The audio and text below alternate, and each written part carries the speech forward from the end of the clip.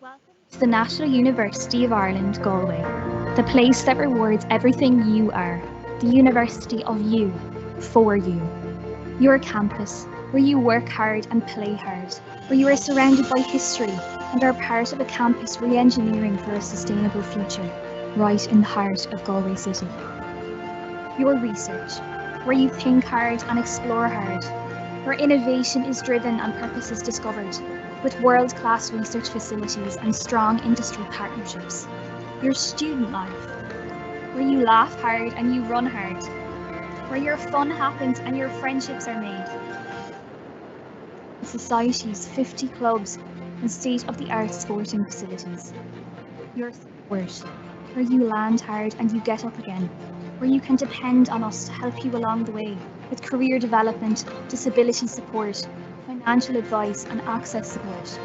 For education, where you learn hard and where you explore infinite possibilities. Where your performance excels, your passions are explored and your achievements are rewarded. Where you become. With over 70 undergraduate courses and inspiring minds for 175 years. This is your future. This is NUI Galway.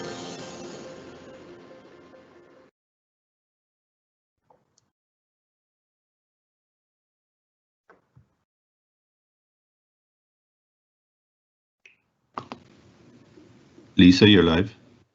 Good morning, everyone. You're very welcome to our Law TUI Taster Day. My name is Lisa and I am the Student Recruitment Officer in the School of Law. We hope that today's session will give you a sense of what it is like to study law. Our first presentation will be an overview of what it is like to study law at NUI Galway. And this will be followed by 4 mini taster lectures and a Q&A session at the end. And shortly, I will introduce you to Dr. Conor Hanley, and he will show you the schedule for today's lectures. Dr. Conor Hanley is a lecturer at NUI Galway School of Law. He is also a leading author of many publications, including an introduction to Irish criminal law.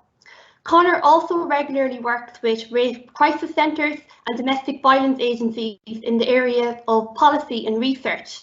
And in today's presentation, Conor will give an overview of what it is like to study law at NUI Galway, why you should study law, and he will also answer the very popular question, what subjects should I study for the leaving cert if I want to study law in the future? And I will now pass you over to Conor.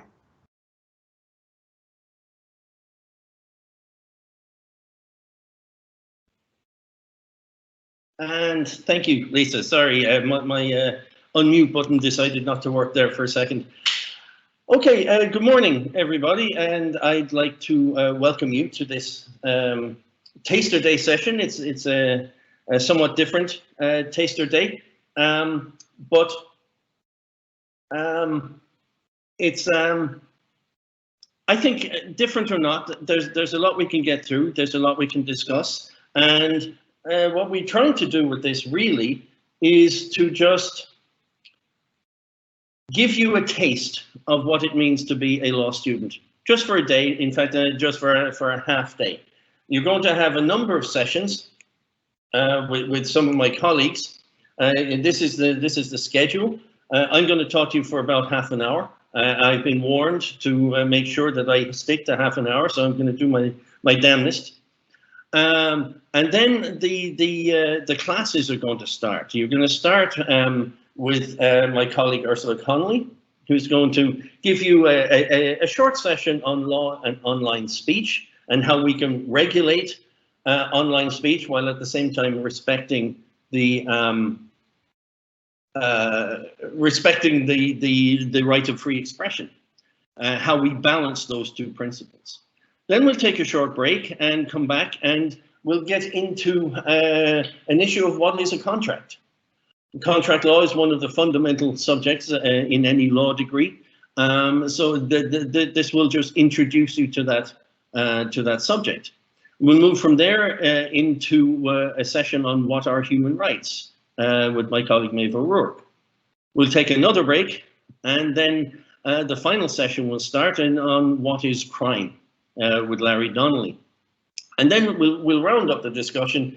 You'll have an opportunity to ask any questions from myself and from Lisa. If you've got questions about the academics or about entry points and standards, anything like that, feel free to ask us. So I'm going to get started, and what I want to do is essentially to ask two questions. One, why you should study law, or why you might consider studying law. And I assume if you're all here on a rather bleak Wednesday morning, you at least have a passing interest in studying law. So I'm going to talk to you a little bit about that. And then I'm going to ask the question, why study law with us? Why NUI Galway? Okay. So just to introduce this, let's look at NUI Galway itself. Most of you probably know something about us. Many of you will have visited us. If you haven't had a chance to do so in the past, we hope you will have a chance in the near future. Just a couple of points here about our standing. Everyone here is going to tell you that NUI Galway School of Law is awesome. It's mighty. It's a great place to be. It's the best place to be. Of course, we're going to say that. What you need is something a little more objective, an indication from third parties of who we are and what we do and how well we do it. And on the screen here, you'll see that there are a number of accolades from independent entities, people that have no connection to us. They have no reason to say good, bad, or indifferent things about us. They have looked at what we do, and this is the ranking. So the Times Higher Education World University Rankings puts our law school number 85 in the world, in the whole world. There are thousands of law schools in the world. We're in the top, we're number 85. So we're in the top 100. We're working, of course, to make that better, to go up those rankings. But even as it stands, that's an indication that a law degree from NUI Galway is going to be one that will carry you wherever you want to go. You'll also notice that in 2019, we were honoured with the title of Law School of the Year from the Irish Law Awards. Again, this is an independent body that assessed us and came to the conclusion that we were the best law school in Ireland. These are independent assessments of us, and they should help assure you that a law degree from NUI Galway is going to stand wherever you go, in any country and in any field. Okay, that's enough about how brilliant we are. Why study law? Well, look, there's lots of reasons why you might study law. Some of them are going to be very personal. Maybe you've been attracted by the vision of the law that is presented on television. Maybe you've been, maybe you've got family members who are lawyers and you want to follow that path. Maybe you want a good solid career. Maybe you want to help people. Maybe you want to make lots of money. There's lots of reasons why somebody might want to be a lawyer and might want to study law. There's no such thing as a wrong reason. But I'm going to pick just two. The first is that the study of law itself it's an inherently fascinating area of study. It's one in which we try to figure out how we regulate ourselves, how we regulate our behavior, how we regulate our relationships with each other and with the state, the powers that the state have, and how those powers can be used and implemented. And very often we're going to deal with some very important issues. Some of them are very fundamental. And you'll see on the screen there a photograph of the vigil, which turned into a protest about the recent death of Sarah Everard. I chose this because it's a very new issue, and yet it's also a very old issue. It encompasses a lot of points, fundamental points about our society. about the right to protest. This is we live in a democratic society. One of the democratic rights that we enjoy is the right to protest. To protest about government policy, about government inaction, about gaps in our laws, or maybe there are too many laws, but we have a right to protest. But that right is not absolute. It can be limited. So we need to discuss where do we draw this line? So currently the right of protest is severely curtailed because of the pandemic. Some say that that's entirely legitimate, that we need to get on top of this, this pandemic. We need to stop the spread of virus. We need to save lives, and limiting the right of protest, which therefore also limits groups coming together, is a small price to pay and a temporary price to pay. Others say it's inherently draconian, that it's eating into our sense of liberty. And there's also the related point about the right of free expression. We are entitled to express our opinions. We're entitled to express our views, especially on matters of public policy. And yet the pandemic restrictions also eat into our right of free expression.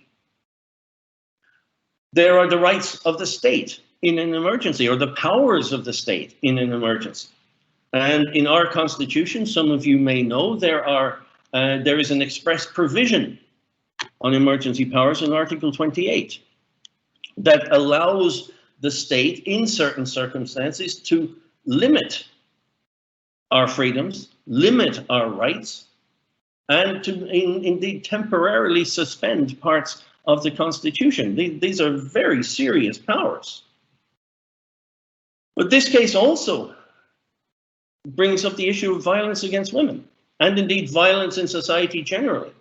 How do we control this? How do we ensure safety in public spaces? And finally, there's also an issue about the role and limits of policing. What is the role of a police force? When we see the guards on patrol in a squad car or walking the beat, what is their role? Why are they there?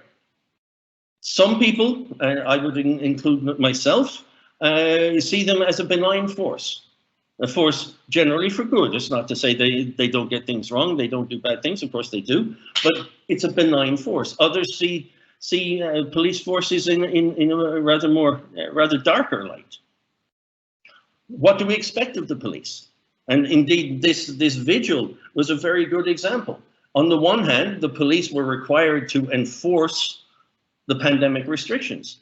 On the other hand, in doing so, they were shutting down a legitimate protest. They were shutting down expressions of anger at what happened to this unfortunate woman. Was that going too far? And indeed, they used considerable force in doing so. Was that appropriate? These are the kind of questions that law students and lawyers have to grapple with. They're not easy questions, and they don't admit of any easy answers. Indeed, one could say there's no such thing as an answer. What there is argument. Argument from both sides. And that's not just that, people sometimes say, and I've heard parents say this when I've met them, that, oh, my child just loves arguing, sure, he'd be a great lawyer. That doesn't necessarily follow. It's not arguing for its own sake, it's the construction of a legal argument based in legal principle. And we will show you how to do that. That doesn't just happen, it's a skill, and like every skill, it needs to be taught and it needs to be practiced. And you start learning that process in law school. You'll start learning that with us from day one. In your first year, you will take a course on constitutional law, which will address many of these issues. And you will be arguing about these rights and the limitations that can legitimately be placed on them from day one. Okay, so the study of law fundamentally is fascinating. It involves issues of incredible importance to our society. That's the first reason I would suggest that you might consider studying law. The second reason, and I guess probably a more practical reason, is the career paths that can come from studying a law degree. And on the screen here, there's a list of opportunities, a list of directions that a law degree can take you. All too often, people assume that a law degree points you in the direction of professional qualification as a solicitor or barrister, and that's it.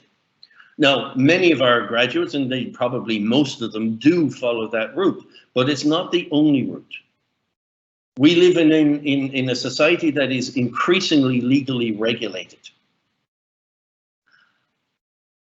And that automatically means that a knowledge of the law is going to be useful in a whole range of different areas, far beyond the professions. In my own case, just as an example, my first job after getting my law degree was in an insurance company, in the claims department of an insurance company. Some of my colleagues went into accountancy, some went into banking, some went off to the civil service in Dublin, some went to the European Commission. A whole range of different opportunities for those. You've got academia, do what I'm doing now, teaching and researching and writing about the law. There are many large companies that have a graduate recruitment program. They take people with degrees from all kinds of different disciplines. A knowledge of the law will be extremely useful to all of them. So when you're thinking about careers and you're thinking about what can a law degree bring you, as we'll see later, it brings you not only a knowledge of the law and the legal process, but also a set of skills. Skills that are going to be extremely useful no matter what you do. Whether you practice as a lawyer or you go in a completely different route, the kind of skills you pick up and that we will train you to use is going to be invaluable. So that's the second reason I would suggest that you consider studying law. The very many and varied career paths. I should also say that you're not limited to Ireland. Even though you get a degree in Irish law, Ireland belongs to a family of legal systems known as the common law. It's derived from English common law. Essentially, it's the former British Empire. So the United States, for the most part, Canada, for the most part, Australia, New Zealand, these are all common law countries. We all have the same system of law. And that means that our law degrees will travel. Now, you'll have to do, obviously, some further exams if you want to practice in Australia or in New York or wherever. But the basic law degree will be recognized and it will travel. So you are not bound by Irish borders. And that's another good thing about the law. Just how international it can be. And many of our graduates have qualified in England, in Northern Ireland, in New York, in Australia, in Canada. So think big, and don't limit your options, I guess is the point that I'm making here. Now, sometimes we're asked, and I do a lot of recruitment events, so I get asked this actually quite a lot. What are the attributes of a good law student and a good lawyer? And there's no template. Lawyers are as varied as any other group. But typically, law is all about the accumulation of knowledge and communication of an argument. So, at the core of what lawyers do is reading. There's no getting around this. Lawyers tend to enjoy reading. If you are somebody who likes reading, who enjoys reading, who doesn't find reading a chore, then that's a big tick. If you are somebody who doesn't like reading all that much, studying law may not be the best issue, may not be the best option for you, because there is a ton of reading to be done, and there's simply no way around that. Secondly, a lawyer has to be fairly comfortable or develop a level of comfort with communication. Not necessarily public speaking, but certainly if you want to be a barrister, being able to speak in public is going to be important. But again, these are skills that you can learn. You don't necessarily have to have them before you start. We will teach you this, and we will give you lots of opportunities to communicate, as we'll see later on. But those, I think, are the three main attributes. And you enjoy reading, you're good at communication, and you at least are willing to make a stab at speaking in public. Others, other kind of attributes, obviously a certain level of industriousness, of diligence, perseverance, the kind of qualities that you'll require in any field. But I think these core, reading, communication, speaking, those are the main attributes of a lawyer and a good law student. Now, I mentioned that a law degree from NUI Galway is not just about learning the law and learning about the legal process, it's also about developing a set of graduate skills. And I want to talk about this now because this brings me into the second question of why should you consider studying with us? Why should you consider coming to NUI Galway as opposed to any other third level institution in the country? We've already pointed out that we have a very high standing. We're recognized as a really good law school internationally. We're number 85 in the world. But a second thing that marks us out is how we teach law. And we have recently restructured all of our law programs to try to put the development of these law skills at the heart of what we do. Traditionally, and certainly when I was in law school, there was no issue about skills. Nobody talked about skills. It was kind of assumed that you just pick up various skills as you went along. Now we know better. We know that skills need to be taught and they need to be practiced. And that's what we're trying to do with our law degrees. You might ask, well, what skills are we talking about here? Well, think about what a lawyer does. Nobody comes into a solicitor's office and says, hey, tell me all about the law of murder. What they'll do is say, look, I got arrested. I'm being charged. They're accusing me of some terrible crime. I didn't do it. Help me. That's pretty much, more or less anyway, how a lawyer is going to operate. Immediately, you can see that the lawyer needs to figure out what the problem is. Needs to be able to analyze the scenario that the client gives him or her. Be able to pick out the issues. Be able to research those issues and research them thoroughly. Be able to write letters, write arguments to opposing counsel. Be able to draft the necessary documents. Above all else, the lawyer needs to be able to take this huge amount of information, synthesize it, put it all together, and to draw and build an argument from that synthesis. And to be able to communicate that argument, both in writing and orally. These are the skills that a lawyer is going to need. And these are the skills that we have now put at the heart of our law programs. And I'll come back to this slide in a moment. I want to look at our approach. As I said, skills are at the heart of what we do. All of our programs are 4-year programs. Okay, we'll have a look at our programs, fair enough. The top 5, the first 5 here, these are the programs that the law school controls. These are our programs. The others are programs, very good programs, but we contribute to them rather than have them directly under our control. So the BA in law program, for example, is the program that I took. It allows me to study law in a broader humanities context. Some of my friends took law through the BCom. There's an opportunity to take lots of law modules through the BCom, and that will lead on to an LLB degree, as will the BA, and so on. So these are, think about these other 4. Think about what it is that you want. Think about whether you want to study law generally, whether you want to study law with a particular focus, or whether you want to study law in a wider context. And we can facilitate all of them. So the Law BCL it's our flagship program, I guess. It's a general law degree, covers all of the required law programs. and law modules. Then we have two variations of the BCL.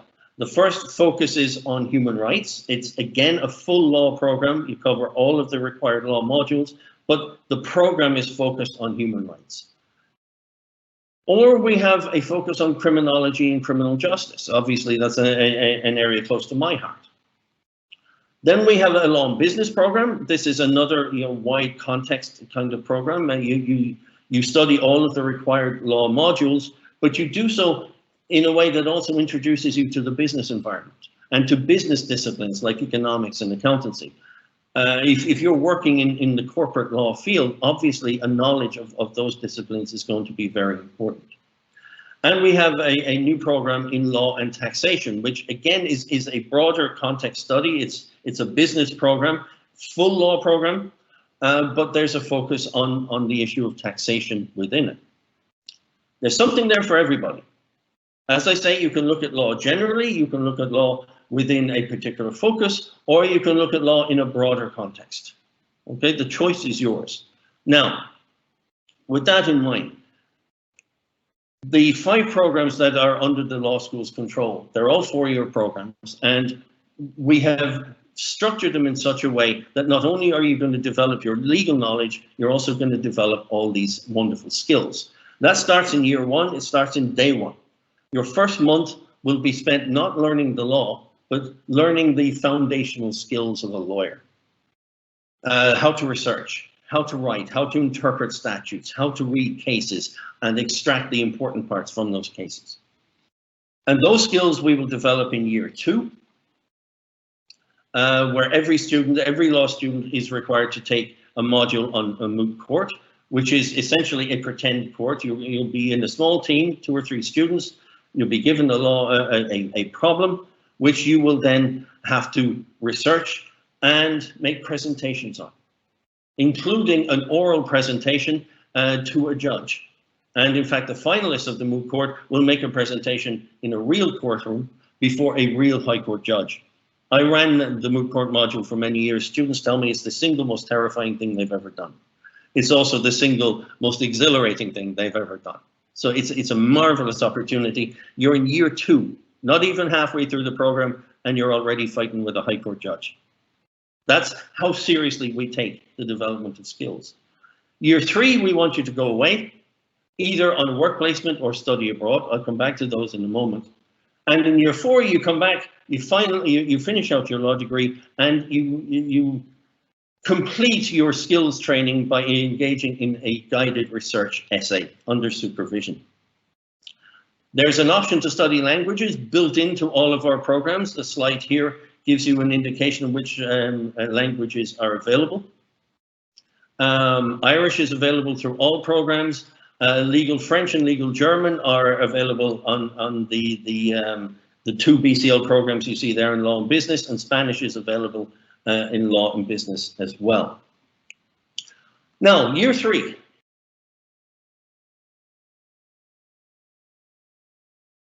And back to normal next year.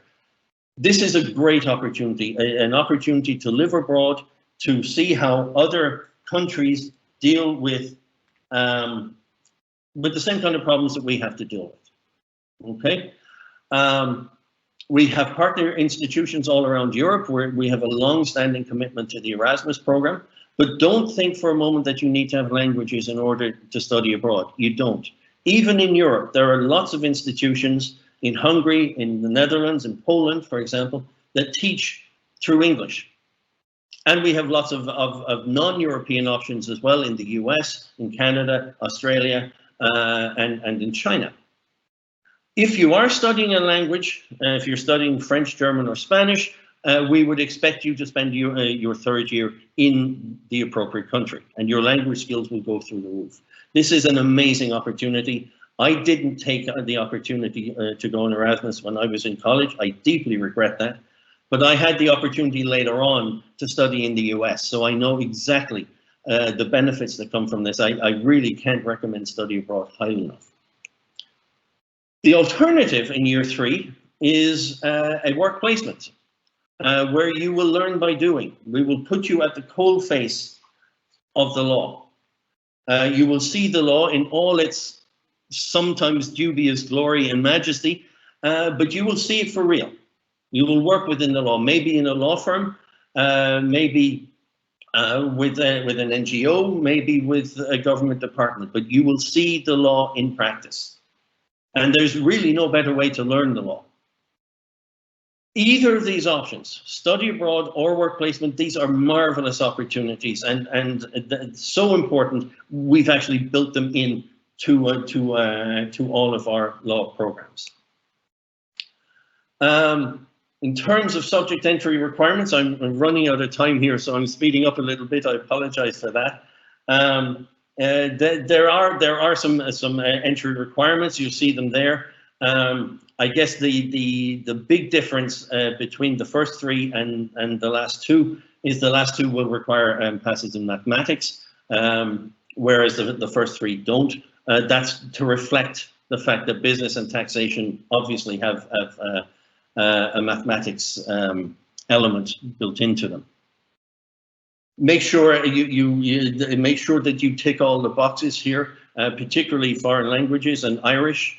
There are exemptions, I believe, available as regards Irish, but in general, you need Irish, English, another language, and then, of course, you need to get the points. The last thing I'm going to say, and I'm going to shut up in about 2 minutes, you'll be delighted to know, we're often asked, what are the most beneficial subjects if you want to study law? The truth is that all subjects, whatever subject you take, is going to be useful. Our current Chief Justice, for example, is a mathematician by training. Okay, that's his background, is in maths, and that's really useful because mathematics teaches logical thought. And the ability to think logically, think through a problem, is something that a lawyer needs. But if I was to pick one subject that is absolutely crucial, I'd say it's English. Because law is all about language, and being able to use language, being comfortable in using language is absolutely essential. Other useful subjects, history, politics and society, they're obviously useful. They involve studying a huge amount of information, trying to synthesize it. As I said, that's one of the basic law skills. So obviously they're going to be useful. Languages are always going to be useful, especially if you have any interest in studying abroad. And there may be particular subjects that are useful to particular career paths. So if you're interested in law and taxation or law and business, obviously business, economics and accounting are going to be useful. But don't worry too much about this. Because as I say, whatever subjects you take are going to give you skills. You won't even know you have the skills, but they're going to be skills that are going to be useful anyway. Okay, I'm going to stop now. I'm going to pass you back to Lisa. It's been a pleasure to talk to you today. I hope you have a great time. I hope you learn a lot and get some grasp of what it means to study law. My colleagues are all excellent at what they do. You will enjoy those sessions. And I will see you again at about, I think it's 12:20 for a short Q&A session. So I will hand you back now to Lisa, and have a great day. Take care, be safe.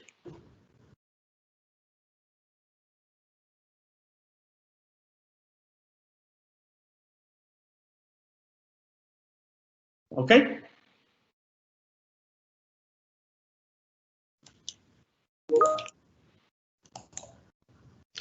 Thank you, Connor. That was an excellent presentation.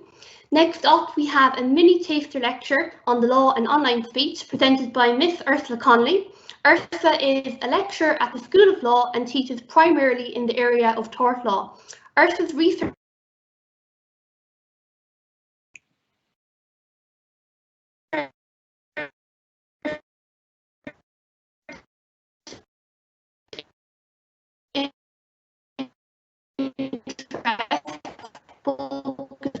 on the application of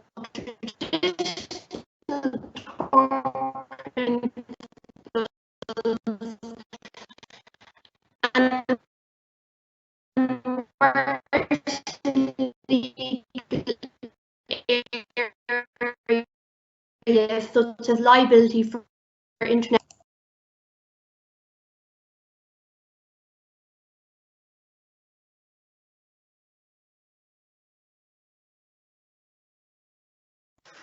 Good morning, everyone. Delighted to be here with you, and thanks, Lisa, for that introduction, and Connor for your fantastic opening presentation. A lot to take in, I know. So my name, as Lisa says, is Ursula Connolly, and my area is tort law. Now, tort, I know for all of you, you're probably thinking, what on earth is that? I have no idea, I've never heard of it. Contract is very familiar, and land and so on. But actually, tort is probably one of the most familiar areas. It's just the word is unfamiliar. So just to say, my area is that of tort, and the most common area for you within tort law is that of negligence. So most actions, trips and falls, or employer's liability, or even injuries that you'd have on the sports field would all be negligence torts. So it would actually be quite familiar to you in that sense.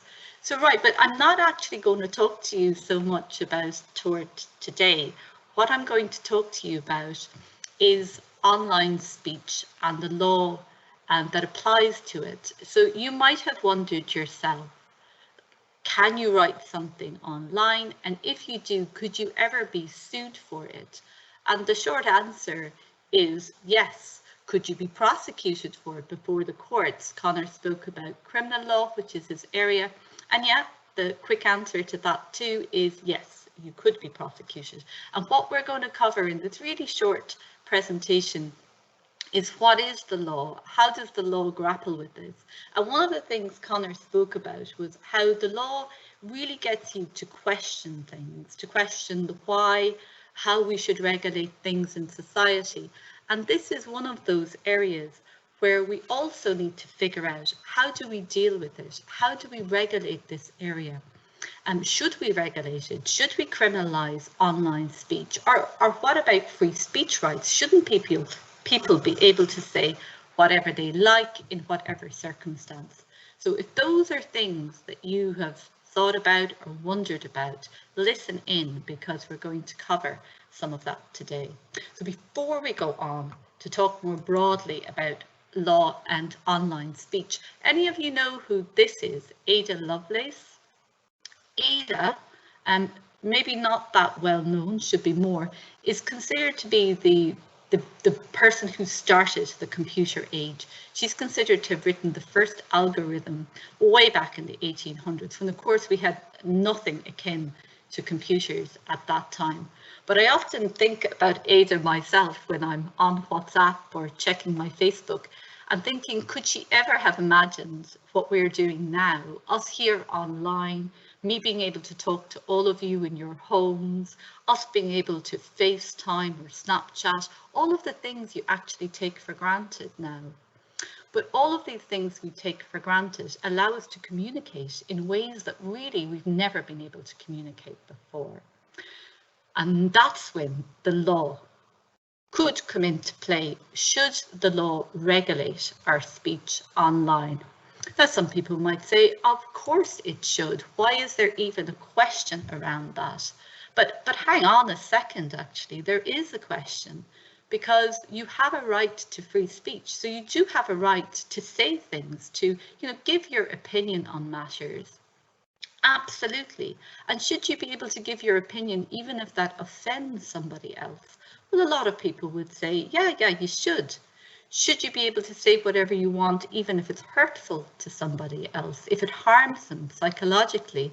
People get a bit more uncomfortable with that. But there are a segment of society who would say yes, and we can see it. The vileness that we see online in online speech is testament to the fact that people think, yes, I should be able to say whatever I want. But on the other hand, we also have rights to be protected from offensive speech, particularly within Europe. And that's the way our laws have developed. And you might look at, well, why did our laws develop that way? And what are our laws, which is something we're going to look at briefly in a while. But some people say, yes, we have this right to be protected from offensive speech.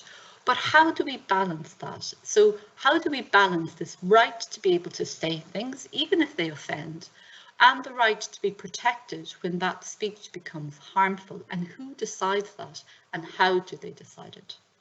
So to explore those questions, we're going to look a little bit at what happens in America, and then we're going to look at what happens here in Ireland.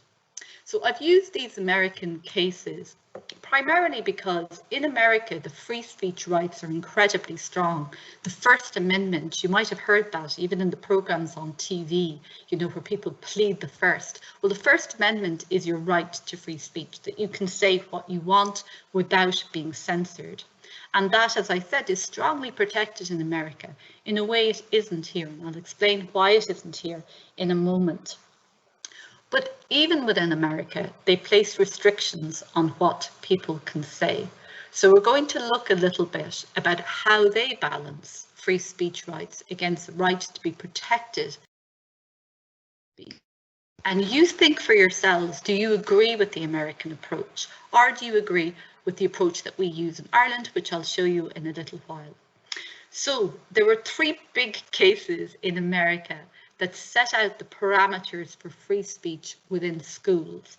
And I have picked schools because you're all in school, and I thought this might be interesting for you.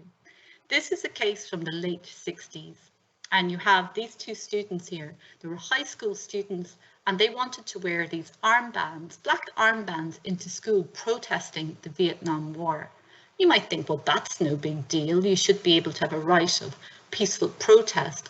I want you to think in your schools, if you wanted to protest something that's happening in Ireland at the moment, would you be permitted to wear those black armbands or some other insignia to show that you are protesting or that you are against it? And I think you would find most likely that you're probably not. If your school has a strict uniform policy, you probably can't wear anything, even a face mask that has any kind of pattern on it. I'm guessing, right? But in America, where I say free speech rights are more protected, in this school too, they said, you can't wear those armbands into school. And the children, their parents, of course, brought a case saying, look, no, free speech rights, they should be able to wear them. And the Supreme Court, which is where it ended up, agreed. They said, yes, you have a right to free speech. And just because you're in school doesn't mean that you give up those rights. So they say, as long as your free speech, whatever you're doing, doesn't substantially interfere with discipline in the school, well then you should be able to do what you want. So have a think about that. Do you think that's a good rule? Do you think that's something we should have here? Do you think you should have free speech rights so that when you go into school that you can protest in the way that these students also did? So I'm going to move on, because here they were just protesting about something that they objected to, a war in Vietnam. Wearing the armbands didn't hurt anybody. The school was worried about discipline, but otherwise not. But what happens if the speech is harmful? And usually when we talk about harmful speech, we talk about speech that constitutes harassment or bullying. Now in America, as with here, you cannot say anything which would constitute harassment on a protected ground. Protected ground, I hear you say, what do you mean by that? Well, on the basis of your race or on the basis of your gender, and you can go on, fill in the blanks yourselves. What do you think the other protected grounds are? If you've come up with things like religion, membership of the travelling community, marital status, age, you would be correct. They are all protected grounds here and in America. So you cannot say anything that is offensive as against any of the people who would be within those categories. And equally with bullying, you cannot generally utter words which would constitute bullying, but that will depend on how we define bullying. Now, you've probably done some work on this in your schools already, I'm pretty sure. But in America, they talk about the fighting words standard. So in one particular case, the Hannibal Public School District case from 2011 that you see there under the bullying slide or in the bullying section. Here, a student threatened to shoot other students and he was suspended, saying that he had free speech rights, that look, If I want to say I want to shoot people, then I can say I want to shoot people. Now that would seem quite extreme to us. And even in America, yes, they also said, no, you can't utter things which put people in fear that they're going to be harmed. And equally, if something is truly offensive in the sense of being bullying, then also you cannot utter that and expect free speech rights to protect you. So think about that. Do you agree with those standards? Do you agree that people should be protected from harassment on a particular ground like race or age? Do you think that people should be protected against bullying? Or do you think that really in situations like that, if you feel you're being victimized or hurt in some way, well, then it's for you to use your free speech rights to counteract it, which is the alternative argument.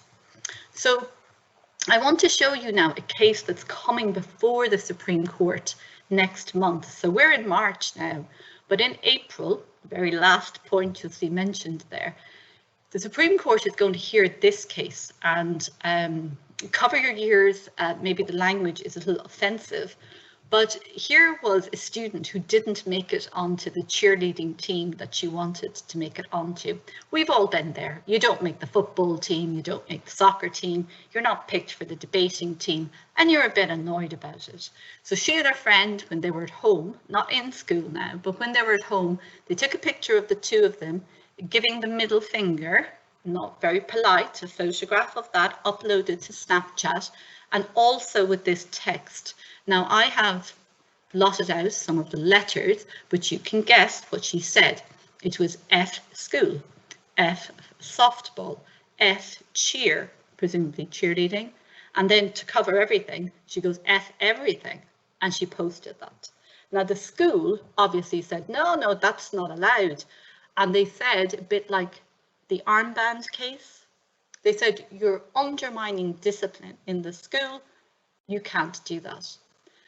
And she was suspended, and she argued free speech, and she won her case. So she won it in both courts, saying, they said, well, you know, okay, what she said wasn't very polite, but it didn't undermine discipline. There was hardly really anything the court said. But that case is now coming before the Supreme Court in April. So keep an ear out for it and see, well, what will the Supreme Court find? Will they find that that speech is protected or not? Do you think that speech yourselves should be protected? Do you think you should be able to do something like that at home if you get fed up later and post something on Snapchat that maybe is a bit insulting to your school? So, as I said, keep an ear out for it. But I want to just cover a couple of things. These are very kind of generalized cases, but you know, what happens if somebody writes something about you online, which has happened, I'm sure, to everybody in this session at some point.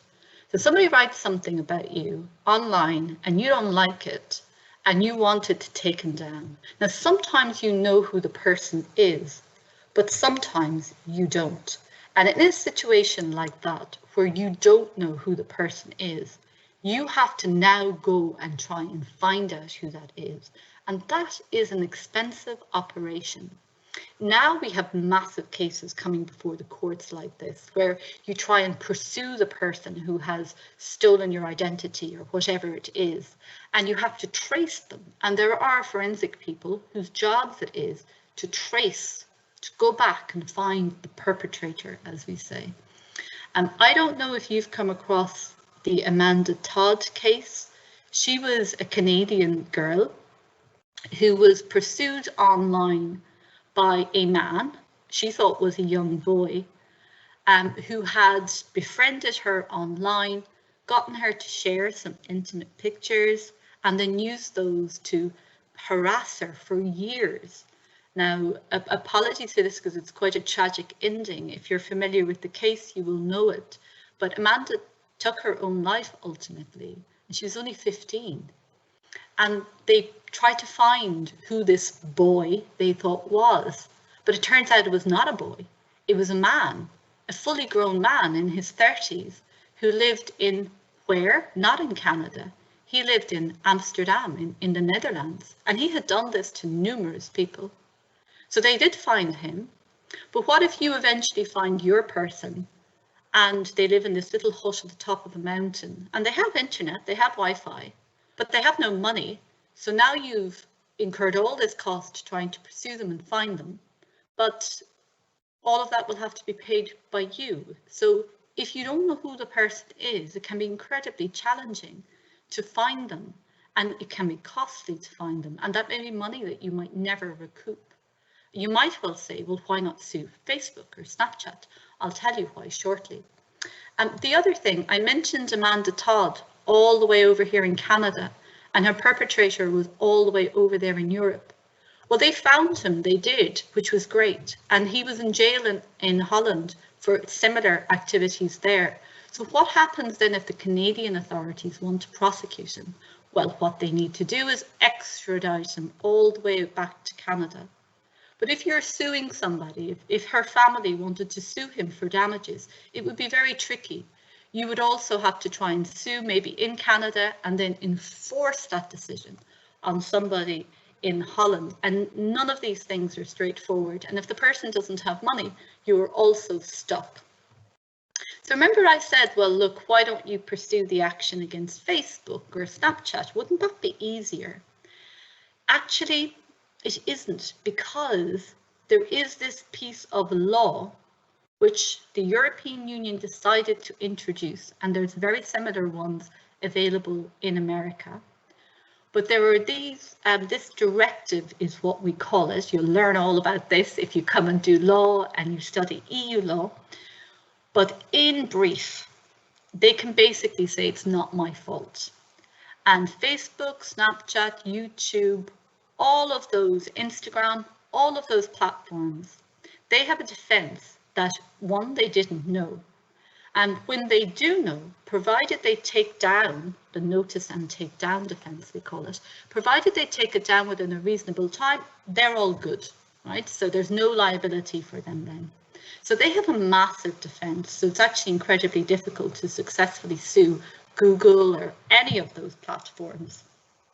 So right, what next? And the next slide, just to warn you, is also upsetting. It's an Irish case of two girls who were, well, one girl who was bullied, and she ended up taking her own life. So just to give that to you as a warning for you if you would find this upsetting. And I'm using their case to explain what the law is in Ireland. We talked about the First Amendment rights in the US, but what happens here? So just to introduce them, to give you a context for our discussion, this is Erin Gallagher and her sister Shannon. And Erin Gallagher had been bullied online and with Ask FM. It doesn't exist anymore, but she had been bullied online. People could post anonymously. She knew, she said, who they were, people in her school. And her mother also went to the school, tried to get something done about it. They said nothing to do with us. And tragically, Erin took her own life. Now, you'll see the headline here that the mum launches legal action against the Donegal Schools Authority. And we're going to look now at what kinds of legal actions could be taken in Ireland against people who post really offensive material that harm an individual in some way. So these are your options whenever you're talking about regulating something. You can use the criminal law, you can use the civil law. By civil law, I mean suing somebody, usually for compensation, or we can use education. And we'd argue that all of those are relevant in areas like offensive speech. Now I'm going to jump forward to the criminal sanctions that we have in Ireland at the moment. There is a provision already on the statute books, so we'll just take a second to look at this, that will lead to a penalty of up to 7 years imprisonment if you're found in breach of it. So it says that if you intentionally or recklessly seriously interfere with another person's peace and privacy, or you cause alarm, distress or harm to another person, that is harassment and you can be prosecuted. Now think for a minute, if there is offensive speech online, somebody ridiculing you or saying you should kill yourself or whatever it is, should or would that come within this provision? Well, I would argue that it would. You mightn't mean to hurt somebody. You might say, oh, it was just a joke, but surely that would be reckless of you. And surely it would seriously interfere with a person's peace of mind. So imprisonment of up to 7 years. From what age can you be prosecuted under this provision? Well, it's 12. So 12 years of age, from that age, you could be prosecuted under this provision. Do you think people know that? And I would say no. Whenever we have done these classes on campus, people are usually completely ignorant of the possibility of there being sanctions of that kind. So I'm going to quickly jump forward to what the civil law gives you, because I think I have about 2 minutes left.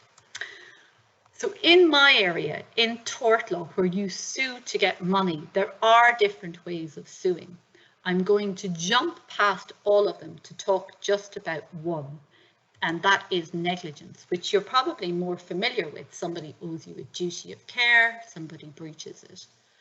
So as in the Gallagher case, the case of the Donegal sisters, their mother was going to sue who? She was going to sue the school authority, saying that they failed in their duty of care to her daughters.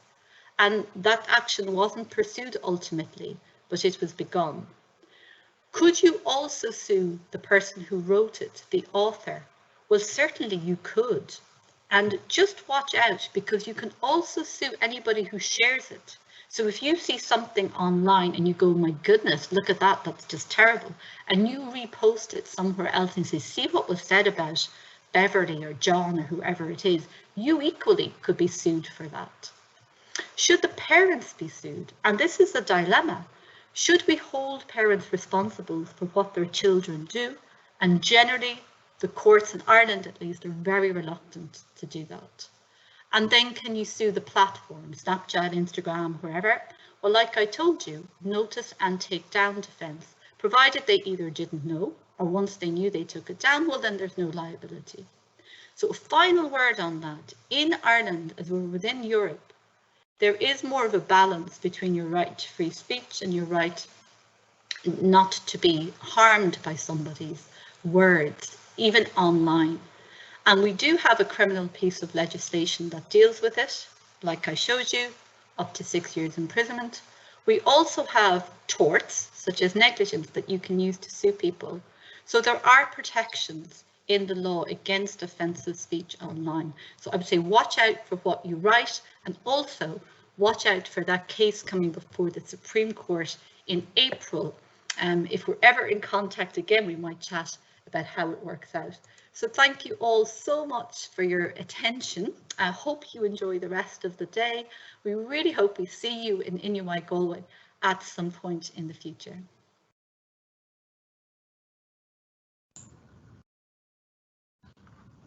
Thank you very much, Ursula, for that excellent presentation. We are now due a break, and we're going to have a very short break, and we will be back at 11:05. So we'll see you in approximately 4 minutes. And at 11:05, we will have our next mini taster lecture on is it a contract. So enjoy your break, and we'll see you back in about 4 minutes at 11:05 AM. Thank you.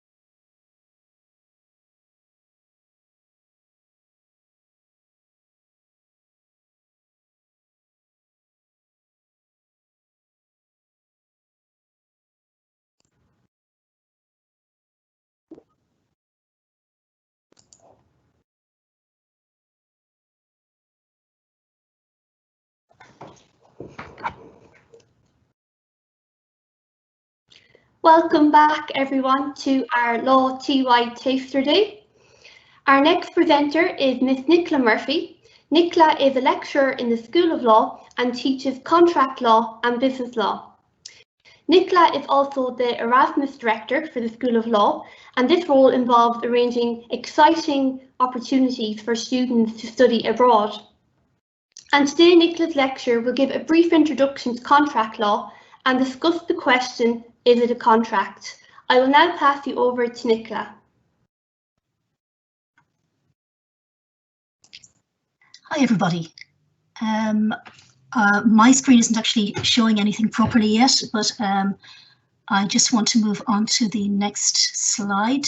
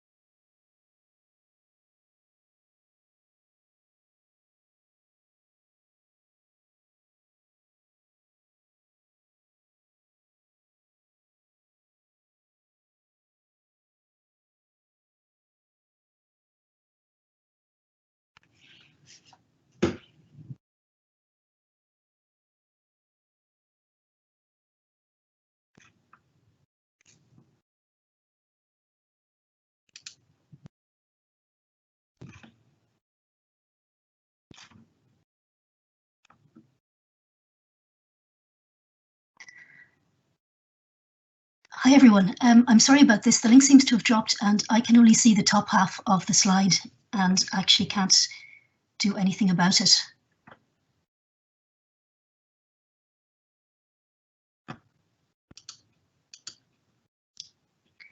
So what I am doing today is talking about, is it a contract? So if you look at the pictures here, you'll see three things that look very much what you'd imagine contracts are all about. So you see people in suits, you see long typed documents, you see people signing, and people think that a contract is something very, very complicated. But it's actually something that you do all the time. So the woman buying the coffee, she's making a contract as well. So normally, if you were doing this taster day on campus, I'd ask how many of you bought a coffee today, how many of you bought a bottle of water on your way to this lecture, and almost everybody would put up their hand and I'd say, well, you all made contracts. So a contract is actually something very, very simple. And it is in fact just an agreement. So if we move on to the next slide, you'll see exactly what a contract is. So a contract is essentially just an agreement between two or more people. You mightn't even use any words in making your contract. If you're buying your coffee or your water, you might just hand over the water, hand over your card, hand over the money. You mightn't say anything. You've still actually made a contract, because a contract is really just an agreement. And an agreement is made up of an offer and an acceptance. One person makes an offer, the other person then accepts that offer. You then have your agreement. And as long as the agreement also has what we call consideration and the intention to be legally bound, you have a legally enforceable contract. So it's as simple as that.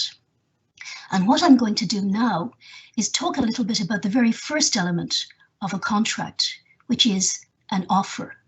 So once you've decided you have a valid offer and the other person has accepted your offer, you're well on the way to having your contract. So that's what we're going to be looking at today. What is or what is not an offer? So there are things that might look like offers, but don't actually constitute offers. Okay, so we'll go on to the next slide.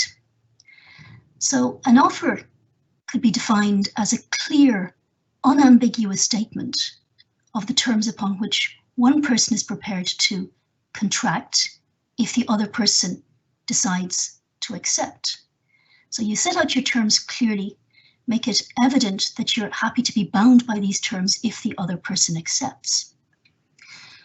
And offers can be divided into two types. So there's a bilateral offer and a unilateral offer. So a bilateral offer is an offer that's made to a particular person or to a particular class of persons, whereas a unilateral offer is made to the world at large. So let's say I make an offer to Connor and Ursula. That would obviously be a bilateral offer. So it's an offer made to two particular persons. But what if I make it to all 620 people attending the Taster Day today? So is that bilateral or unilateral offer? And the answer is, though you might think, well, it's unilateral, it's made to lots of people. It is still just a bilateral offer. So it's made to a specific group of people. So only the 620 people who are attending this session today. Now, for a while, it was felt that unilateral offers couldn't really be seen as valid offers. How can you make an offer to the whole world? How can you make an offer to just anybody at all who might happen to see your offer and decide to accept it? And you might think, well, there can't really be any examples of unilateral offers. How can you make a unilateral offer? But if you think about it, rewards are a very good example of unilateral offers.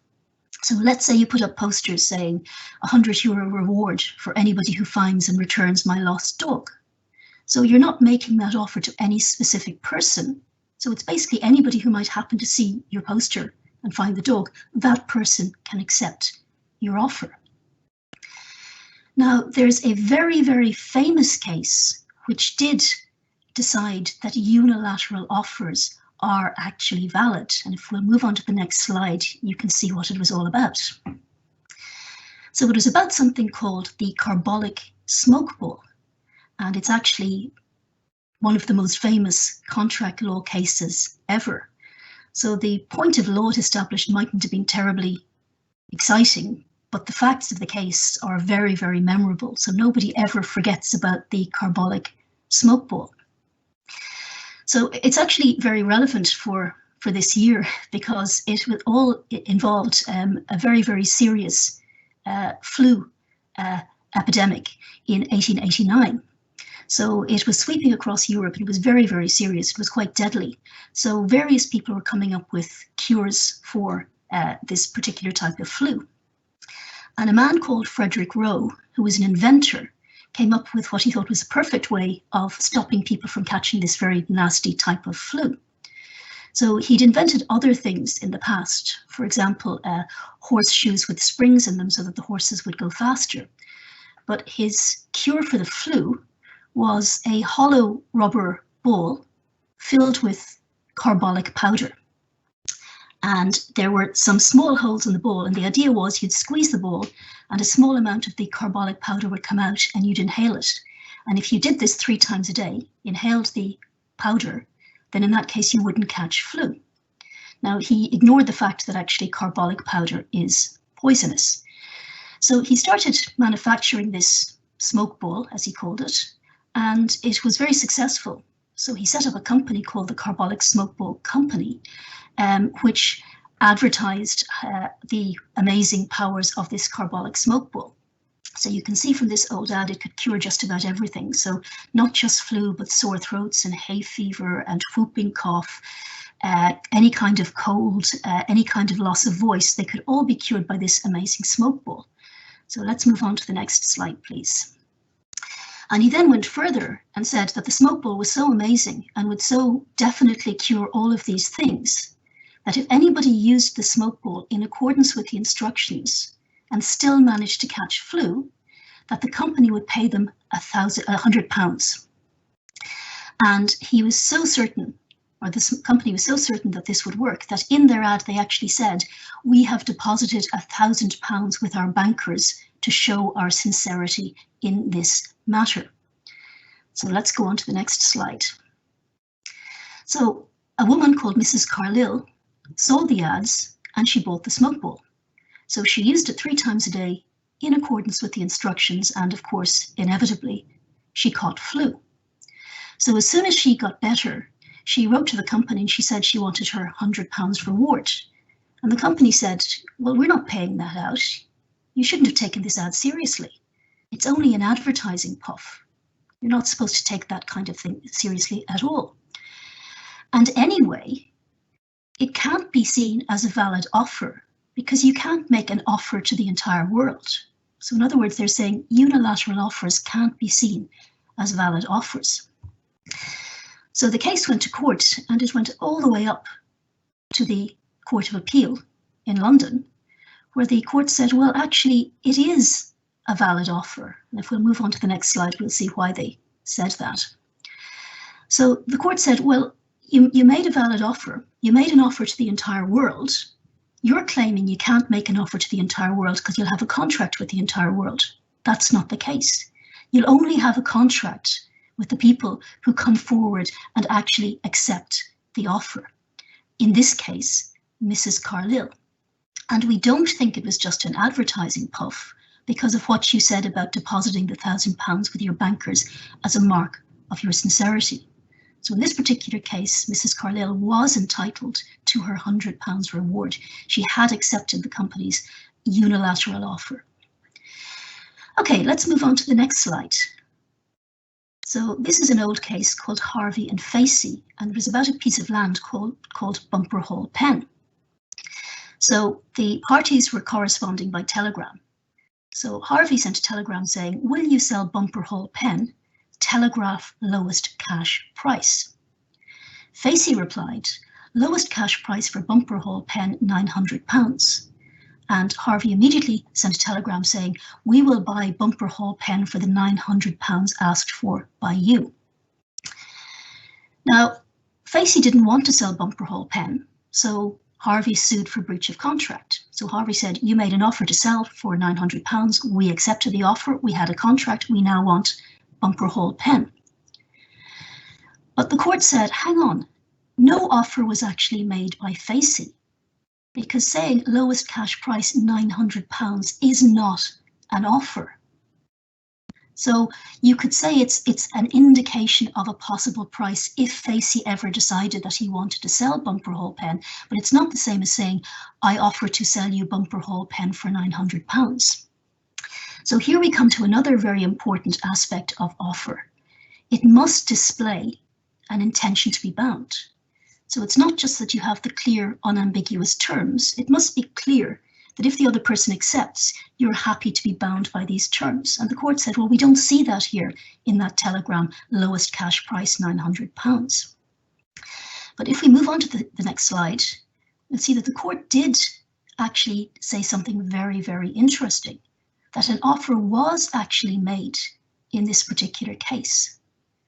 So when Harvey sent the second telegram saying, "We agree to buy it for the £900 you asked for," that wasn't an acceptance of an offer. They were actually making an offer. So here we come to something in contract law that is called the objective principle. So what that means is the court doesn't care what you yourself think you're doing. It doesn't care whether you think you're making an offer or accepting an offer or whatever. It cares about how it looks from the outside. So if it looks as if you've made an offer, even though you didn't realize that's what you were doing, then that is exactly what you have done. Okay, let's move on, please. Okay, now we're running out of time a little, so let's go on to the next slide and the next one again. Okay, sorry about this. Okay, so here we come to two cases which had very, very similar facts, but completely different outcomes. So these are Wilson and Belfast Corporation and Billings and Arnott. So in Wilson, a newspaper reported that Belfast Corporation would pay half the salary of any employee who enlisted in the British Army during World War I. Wilson enlisted, and when the war was over, he claimed his arrears of half salary. And of course, the corporation said, hang on, we never made you an offer. That wasn't an offer. You didn't accept it by joining the army. And now let's go on to the next slide. And you have the same kind of case, this time in World War II, where Arnott's posted a notice on company premises saying that any employee who joined the Defence Forces would be entitled to half their salary for the duration of the emergency. And just like the Wilson case, Billings joined, and of course Arnott's refused to pay up. So again, he said, well, that notice was an offer which I accepted when I joined the army.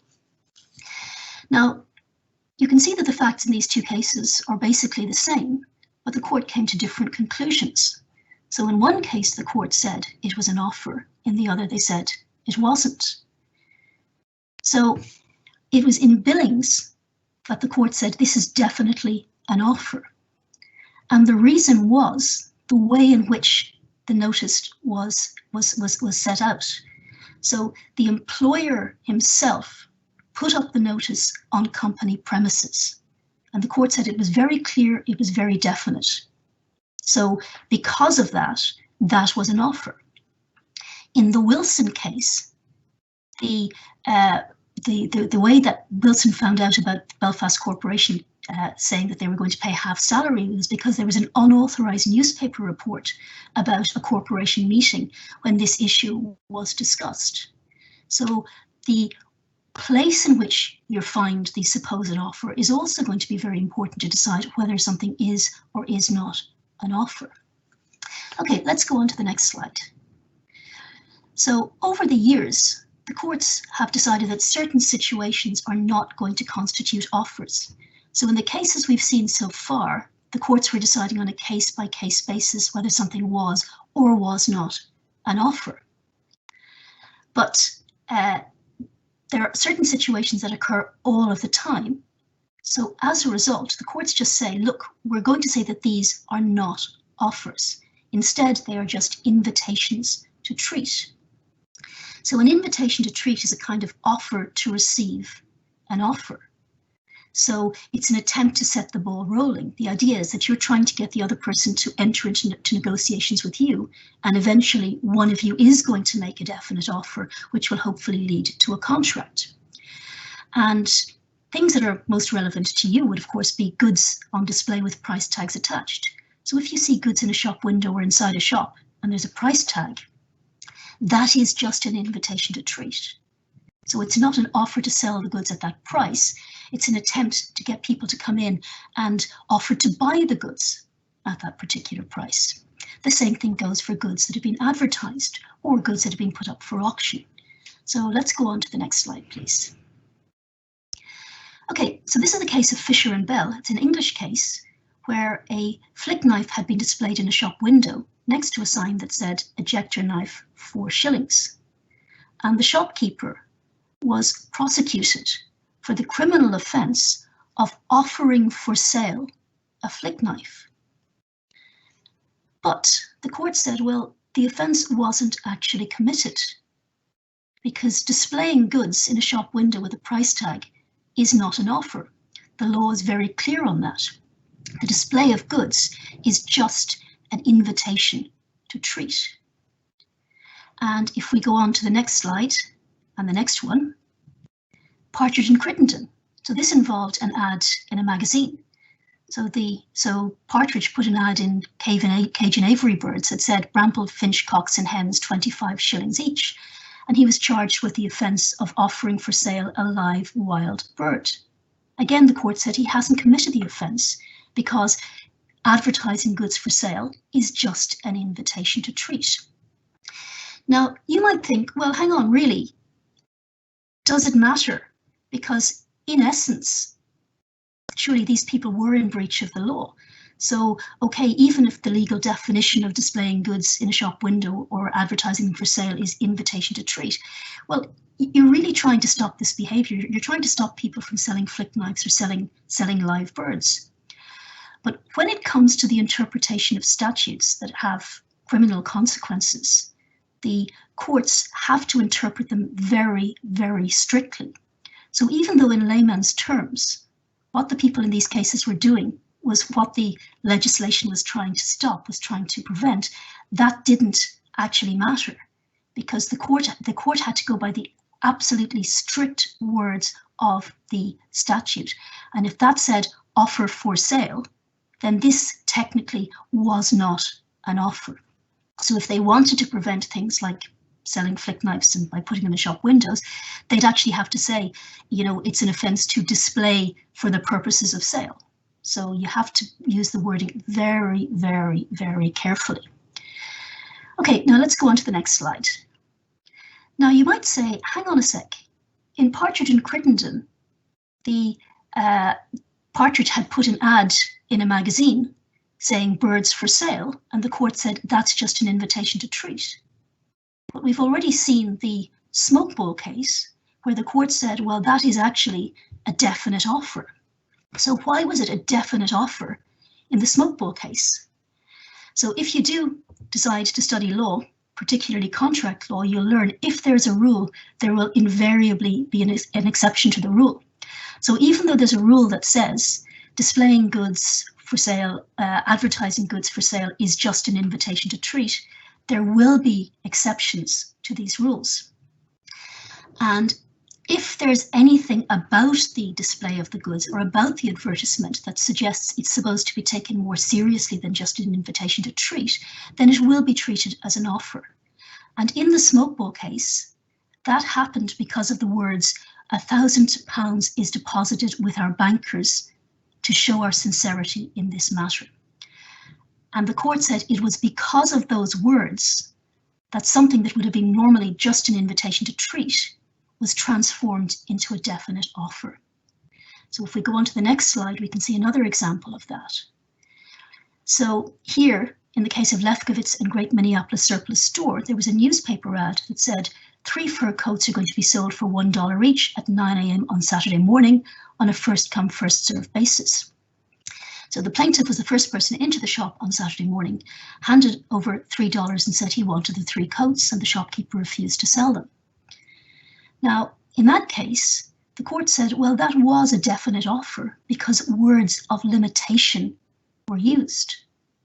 So it wasn't just your usual ad saying kind of like coats for sale or birds for sale. They'd use the words first come, first served. And using those words transformed what would normally have been just an invitation to treat into a definite offer to sell to the first person into the shop at 9 a.m. that Saturday morning. Okay, we've got one final case. I'm sorry, I'm going slightly over time. And this is another very, very famous case called Leonard and PepsiCo. And it was about a TV ad for Pepsi, which showed a teenager arriving at school in a Harrier jet, followed by the words, Harrier jet, 7 million Pepsi points. So you could collect points for all kinds of things called Pepsi stuff, you know, like sunglasses, t-shirts, leather jackets. And in the ad, it shows the teenager kind of like putting on the t-shirt saying whatever, 100 Pepsi points, the sunglasses, whatever, 200 Pepsi points, the leather jacket, 500 Pepsi points, and then it ends with the 7 million Pepsi points for the Harrier jet. So the plaintiff in this particular case decided he wanted the Harrier jet, so he decided he was going to collect his 7 million Pepsi points. And he realized he wasn't going to be able to do that by buying 7 million cans of Pepsi. He discovered you could actually buy points for about 15 cents each, which meant that by borrowing money from all of his friends and you know, kind of selling all of his own possessions, he managed to raise the $200,000 or $300,000 that it would cost to get 7 million Pepsi points. When he then wrote to Pepsi saying, here's my 7 million Pepsi points, send me my Harrier jet, they said, sorry, you couldn't have taken that seriously. That wasn't an offer, that was just an advertising puff, and at most it was an invitation to treat. And he took the case to the New York District Court, which found that in this particular case, the ad could not be seen as an offer. It was just an invitation to treat. And the crucial difference here between this case and the fur coats case was that no words of limitation were used. It didn't say the first person to get to 7 million Pepsi points gets a Harrier jet, just the usual Harrier jet 7 million Pepsi points. So because the ad wasn't sufficiently definite, and because there were no words of limitation, this was just your ordinary, everyday invitation to treat. And I would recommend that you check this on YouTube. It's a very funny ad. It's very 1990s. So just search Pepsi Harrier jet and you'll get the ad. Okay, I think that's all for now. If there are any questions, I can answer them in the chat.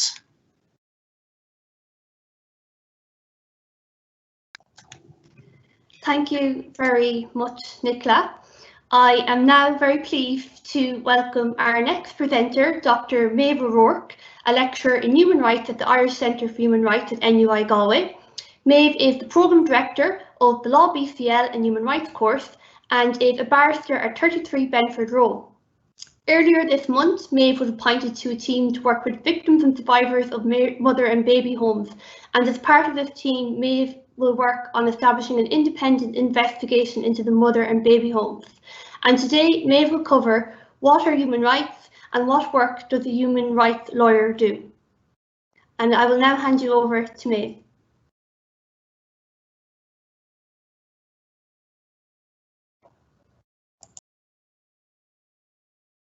Thank you very much, Lisa. And can you see my slides?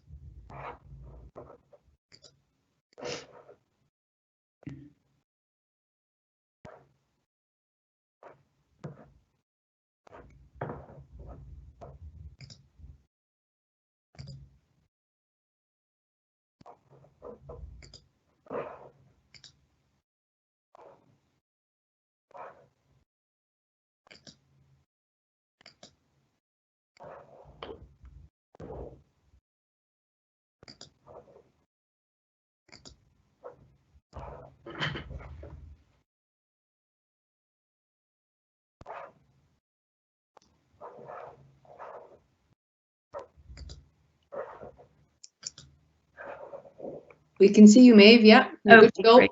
Thank you. You can just go into presenter mode. Yep, now all good. All good. Great, thank you so much. I was just waiting to hear it there.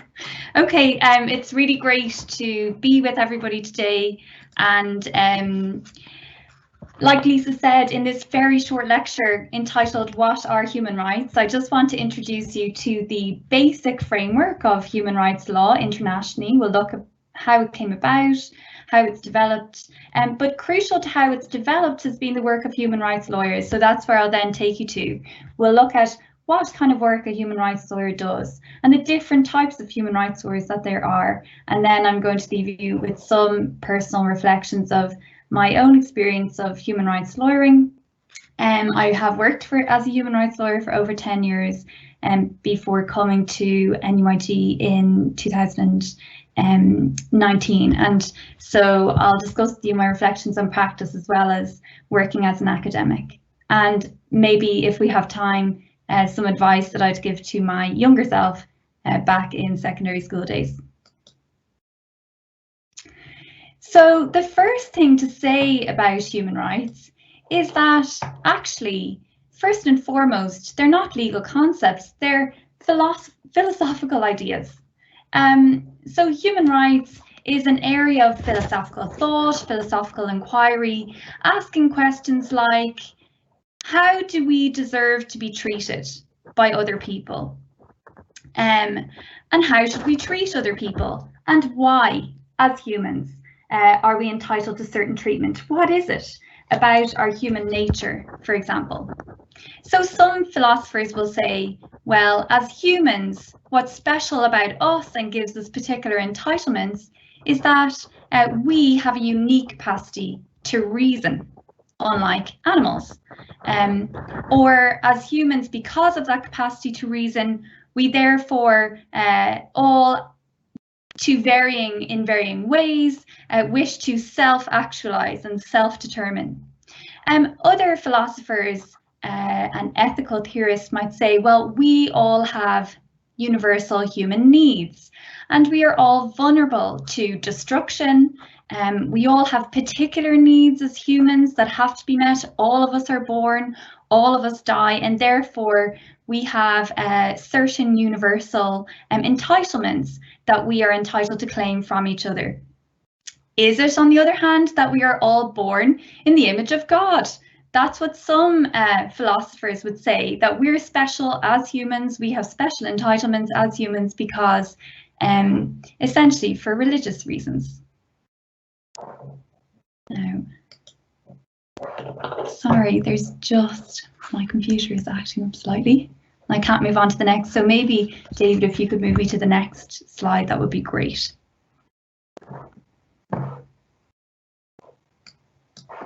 Okay, hopefully you can still see me. In addition to being a philosophical idea, human rights over history have also been, and crucially still are, a political idea. So you see that we'll get to law, but it builds on notions, philosophical notions and political notions of rights. Now, political ideas of rights have been influenced by philosophical notions of rights, and crucially, rights as a political idea came to the fore during the Enlightenment period, and in particular in the 18th century with the French Declaration of the Rights of Man and Citizen in 1789 and with the US Declaration of Independence in 1776. And the notion, this political idea of rights, was that because of our unique human nature, that we reason, that we want to self-determine, the way that we should be governed is through democracy, and that there is such thing as a social contract, that we the people consent and must, you know, be entitled to consent to be governed by the state, and then in return to there being limits on the state's ability to intrude in our lives in a number of ways. And so we see in the US Declaration of Independence in the late 18th century and in the French Declaration an emphasis both on the natural state of humans, that we are created equal, and that we are endowed with certain unalienable rights, and then a focus on the state's obligation to refrain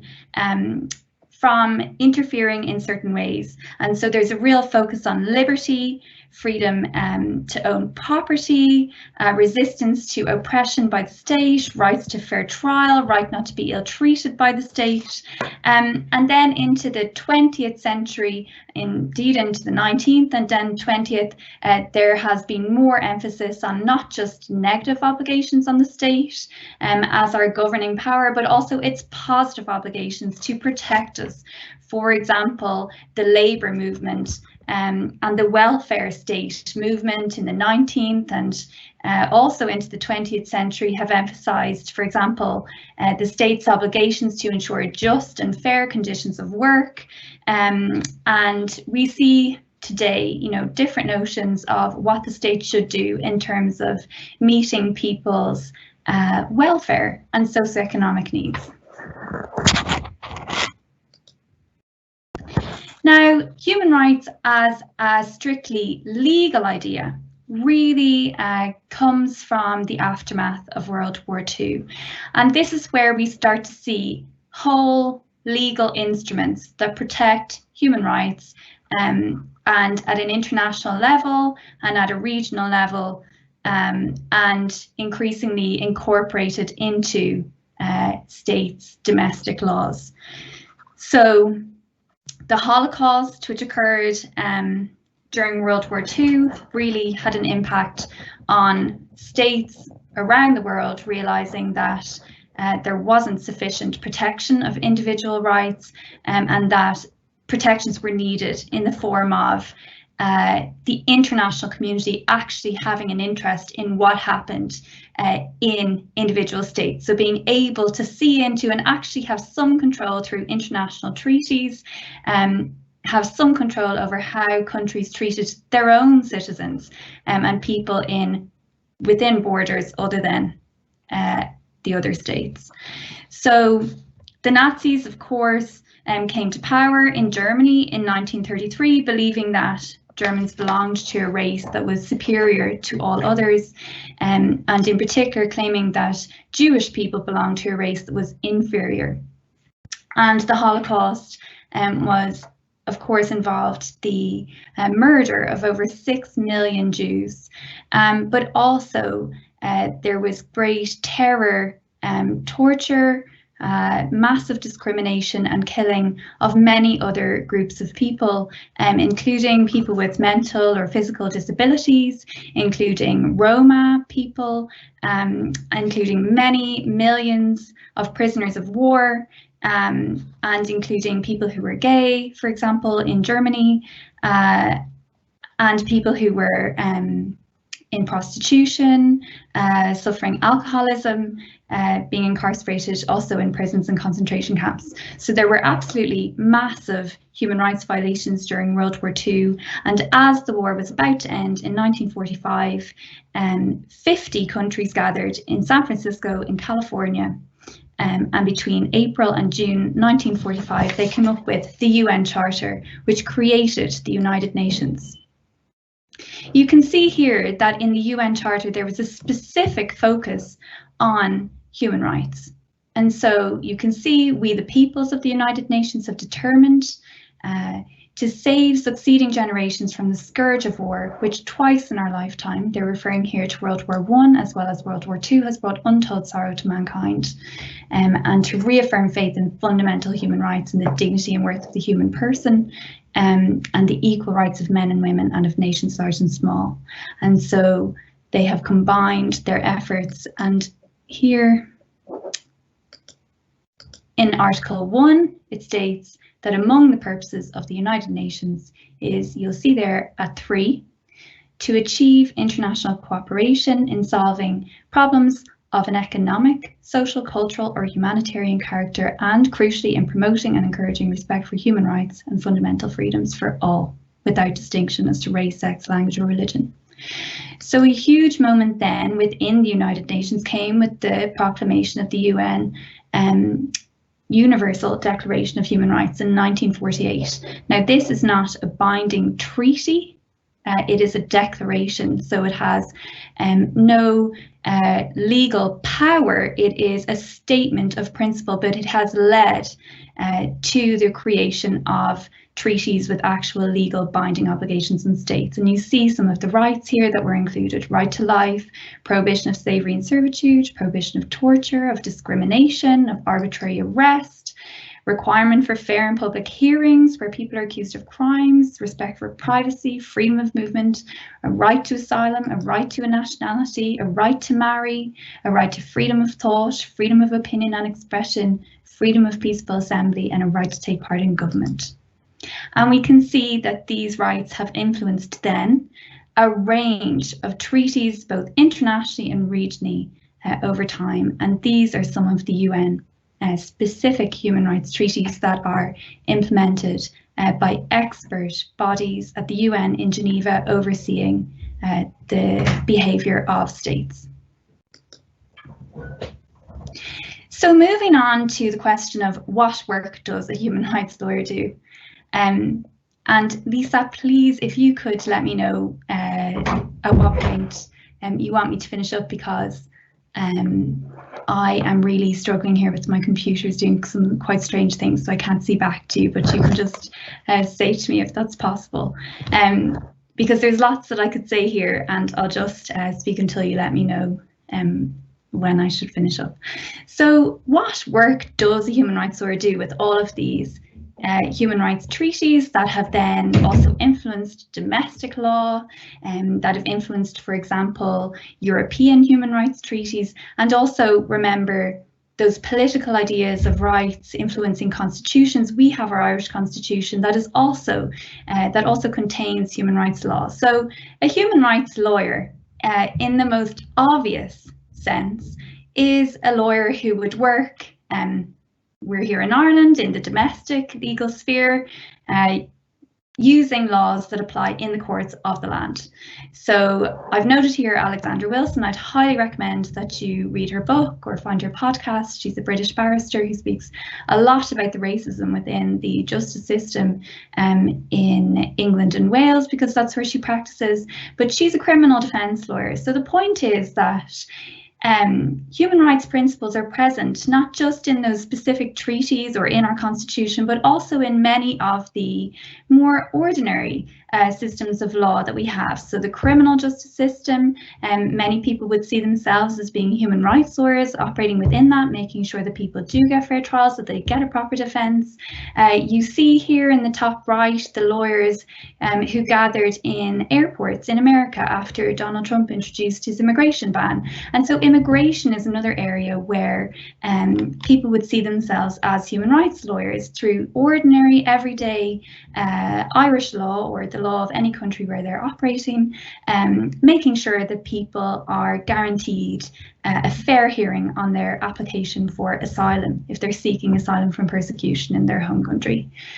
And family law, employment law, education law, any form of equality law are also considered areas of human rights law. So it's not that every human rights lawyer is operating internationally. However, that is possible. So I've put here the notion of social change lawyering. There's an absolutely brilliant piece that you might want to look up if you want to find it through Google by William Quigley called Letter to a Law Student Interested in Social Justice. And I would teach my students a lot about the different ways that if you don't end up or want to be a practicing barrister or solicitor, you can still work with human rights law. So you might work in an international organisation that helps to ensure that countries are implementing their human rights law obligations. You might in fact work in an international court or with an international human rights body. You might work in the area of law reform. So in order to implement those political ideas of human rights, those philosophical ideas and the guarantees that are in the big international treaties, often we need to achieve domestic law reform. And so working within the political system, lobbying, evidence gathering, working with campaigns, they're all ways of working to achieve respect for human rights. Within domestic law and in ways that implement the requirements of international law. And then people with human rights degrees or human rights expertise will often find themselves working in areas where their understanding of the world, because of their training in human rights, helps them to see better all forms of injustice that people are experiencing. And so you might find yourself working in journalism, for example, trying to do the work of holding power to account. You might find yourself working in community organising, for example, or any kind of campaigning that's seeking justice, not necessarily, strictly speaking, in legal terms, but more in social change terms. Okay, so to give you some concluding thoughts, advice to my younger self, and also, I suppose, reflections on the work that I've done. I would say one thing is that, as Greta Thunberg's book, You're Never Too Small to Make a Difference, suggests, you're never too young to make a difference. I think that younger people have a very unique position and perspective in that they can see, because they're not necessarily too influenced when they're younger by how things have always been. They can often see injustice better than other people can, perhaps better than their parents can, perhaps, hopefully this is okay, perhaps better than their teachers can, certainly perhaps better than the government can, and there's absolutely nothing to say that you shouldn't act upon that. I'm just going to stop sharing because it's really not working anymore, and now I can see Lisa, and hopefully everything's okay. And so that's the first thing that I would say. In my own experience, I ended up doing a lot of work in relation to the Irish Magdalen laundries, the institutions where girls and women were incarcerated, arbitrarily detained, often for life, but frequently for years, because I wrote my master's thesis when I was doing my postgraduate degree on the Magdalen laundries. And at that time in 2009, there had been no even television programme about the Magdalen laundries on RTE. There had been no inquiry, there had been no apology or redress for the women. And I thought, having studied on Trial in secondary school, for example, having started to read about the industrial schools, I thought, this doesn't seem right and this doesn't seem fair. And actually, it was correct to see that as an injustice, but sometimes it takes people from a younger generation to say something that has always been accepted as just the way things are, or something that can't be changed, actually is an injustice that we need to tackle. So that's one thing I would say. Another thing I would say is that human rights as an area is extremely creative, and so both when you are thinking about what you want to do and when you're in college, it is well worth going outside of the strict legal sphere and engaging, whether it's with friends, with people, or with clubs, with issues that aren't strictly legal, because human rights really does bring in a whole load of politics, international relations, and social affairs, and even psychology, because you're concerned with how people experience the world. And so the next thing I would say is that if financial stability is so important that you can't possibly fathom a career in human rights, then it is always possible to do human rights work as a voluntary piece of work. And certainly it's something that I would teach my students about a lot, is how to go about doing voluntary work in human rights if nonetheless you want to train as a professional lawyer, for example, in a corporate firm. Now, thankfully, I can see that I have instructions, so I will finish up there, but I am always really keen to hear from people who are interested in law and human rights, and so you're always welcome to email me, and my contact details are on the law school website. So thank you very much. I'll hand back over to Lisa. Great, thanks very much, Niamh. It is now 11:52 and we are going to take a short break. We will be back here at 12 o'clock, and I recommend you all come back at 12 o'clock because we are going to have a mini taster lecture on should it be a crime, and we have a very fun crime quiz for you to complete. So we will see you back here at 12 o'clock in approximately 7 minutes from now. Thank you.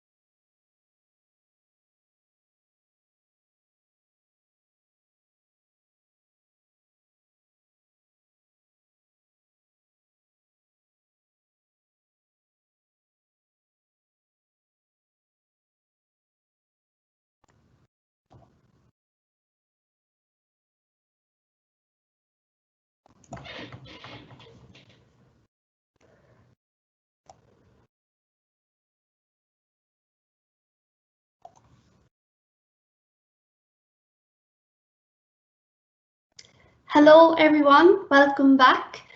We have 2 more sessions left. We have our final taster lecture, Should It Be a Crime? And afterwards we will have a Q&A section where we will answer some of your questions, and Conor Hanley will be back to help answer some of your questions in about 20 minutes. But before that, I would like to introduce you to Mr. Larry Donnelly, who is a lecturer at NUI Galway School of Law. Larry is a native of Boston and is also a columnist for the Journal, and he regularly contributes to the media on political and legal topics in the United States and Ireland. During the US presidential election back in November, you may have seen or heard Larry on the TV or radio discussing the election. And today Larry will discuss what you feel should be a crime and also discuss the most serious offences. And I'll now pass you over to Larry. Thank you. Thanks very much, Lisa, for that very kind introduction. I'm taking it that everyone can hear me because I haven't heard differently just yet. What I want to run through with you today is an exercise called Should It Be a Crime? And I should say, by way of further introduction, that I teach legal skills in the law school. I teach law students the skills in terms of research, critical reading, critical writing, and critical analysis, the skills that you will need to successfully complete a law degree, and then further on either to practice as a lawyer or to work in many of the numerous other ways in which you can use your law degree down the road. The other thing I do in the law school is I direct our program of clinical legal education, the mantra of which really is learning by doing. So law students at NUI Galway have a number of different opportunities, both in the clinical legal education program and elsewhere, to undertake placements within the context of the curriculum, and they're evaluated on how they perform in the real world of law practice, so which we think is a really good complement to the theoretical learning that will take place typically in most of the subjects that you'll take if you choose to do a law degree at NUI Galway. One aspect of clinical legal education is a program known as street law. And in street law, basically, secondary school students, a whole range of other people who have never studied law before, are introduced to law study not by being told about the law, but actually by doing law, by being immersed fully in it. And this exercise, Should It Be a Crime, is an example of that.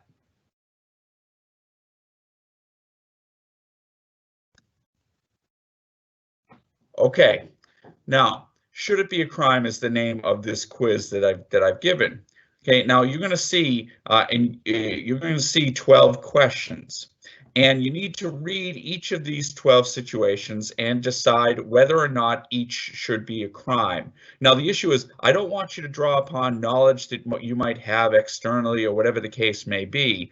It's not about what you know or think you know might be a crime, but what you believe should be a crime. Okay, that's the essence of this exercise. You're putting yourselves in the shoes of a lawyer and saying, do I think this is a crime or do I not? There's no right or wrong answer. It's based on what you believe. Question 13 asks that you review your 12 responses to each of the answers and decide which of the 2 crimes you believe to be the most serious offenses. Okay. Now, I'm going to give you 5 minutes in which to complete the quiz, and then when it's done, we'll discuss your answers. To complete the quiz, click on the question icon and use the link that should be posted in the chat in order to complete this survey. So I'm hoping that you'll take a few minutes, think about each situation, give it your best answer, what you honestly believe, so then select the 2 crimes you believe to be most serious, and then we'll hopefully have a discussion. I'll go through the responses, tell you how things came out, and we'll just and I'll lead a discussion on the topic. I'm hoping above all that you'll have a bit of fun with this. So please go right ahead and complete the quiz.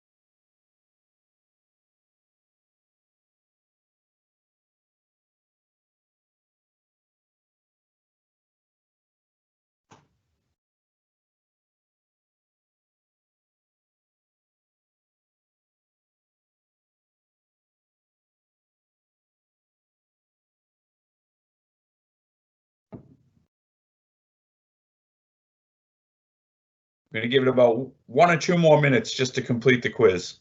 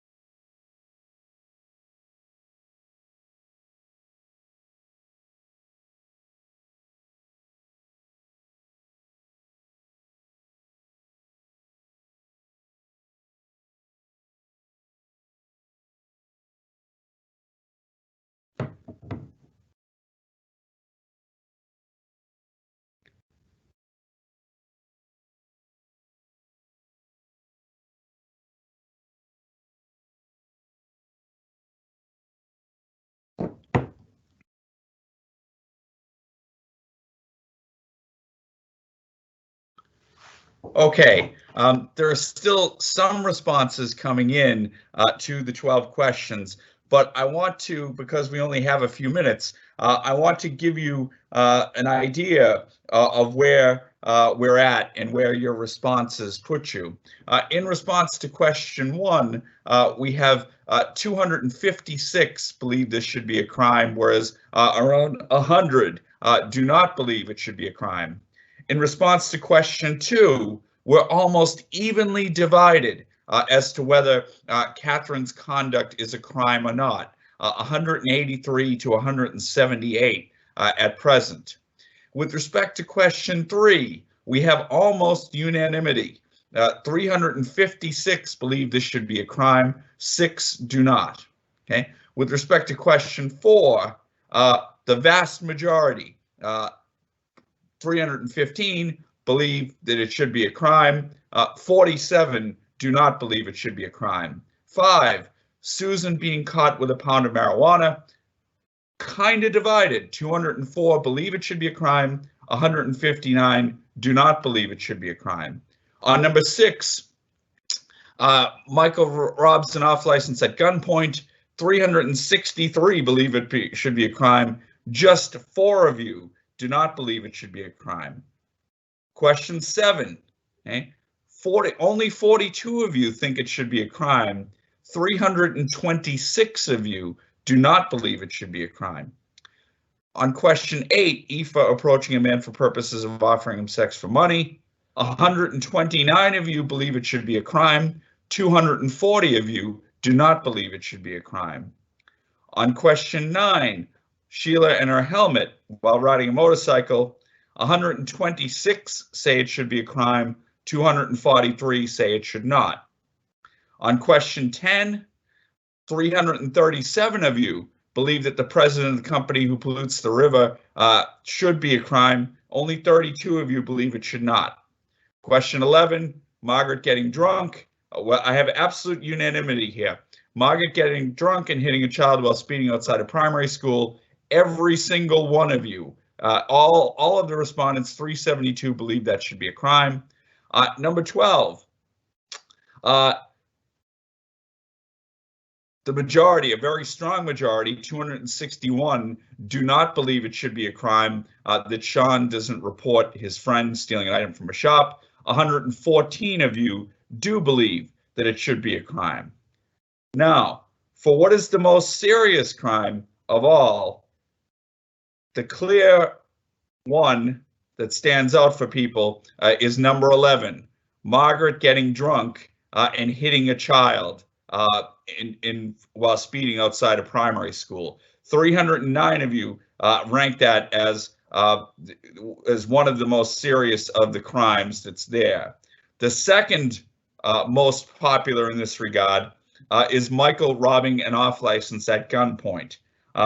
Those two are far and away the top choices in terms of what you believe to be a crime. Okay, very, very interesting responses, and ordinarily this would be quite an interactive discussion that we would have.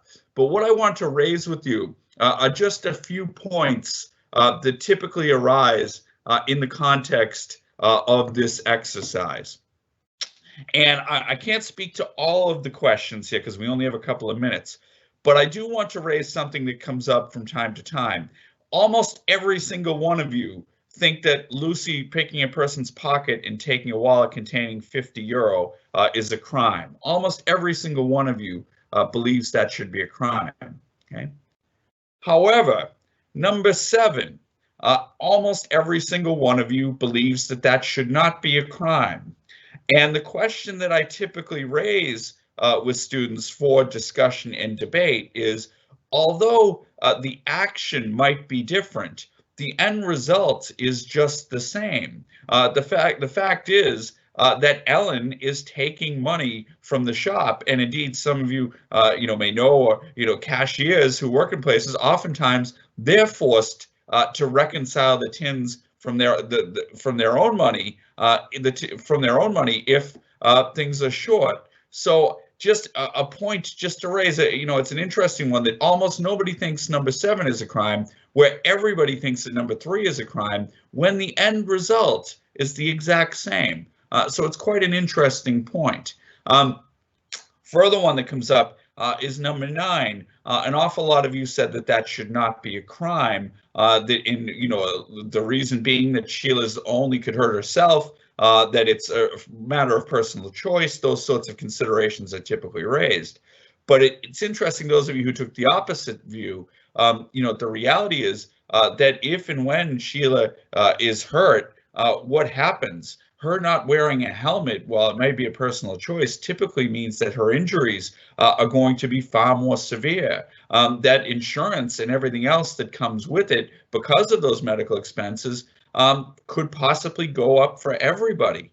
What's more, law can set a barometer. I always say to students, when I was young, wearing a seatbelt, was something that you didn't do. If you got into a car with contemporaries when people were first driving, you'd get called an awful lot of names if you wore a seatbelt. Now things are very, very different. I venture to say that most of you wouldn't get into a car without wearing a seatbelt. So laws change habits and can change behavior, and isn't that a good thing? So it's another point that just comes up. A further issue, and this really relates to both question 2 and question 12, is one of the things that we talk about when we do this exercise, and students bring up. And again, I would love to hear the thoughts that went into your responses, because whether you know it or not, when you did this exercise, you were thinking like lawyers, okay? You weren't being told about the law. Because you were saying, should this be a crime or should it not be? Invariably, you were thinking just as lawyers would do, just as judges would do, indeed just as jurors would do when they're presented with these different situations. But if you look at number 2 and number 12, okay, and in both of those instances, majorities of you said that that should not be a crime. Catherine being a passenger in a car she knows is stolen. Sean seeing his best friend stealing an item from a shop but not turning him in. The majority of you said that those were not crimes.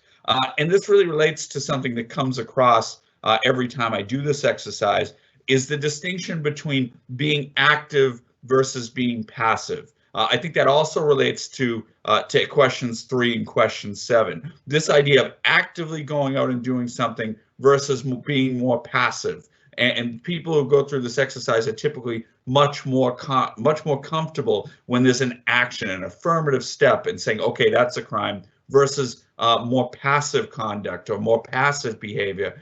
They're loath to say that should be a crime.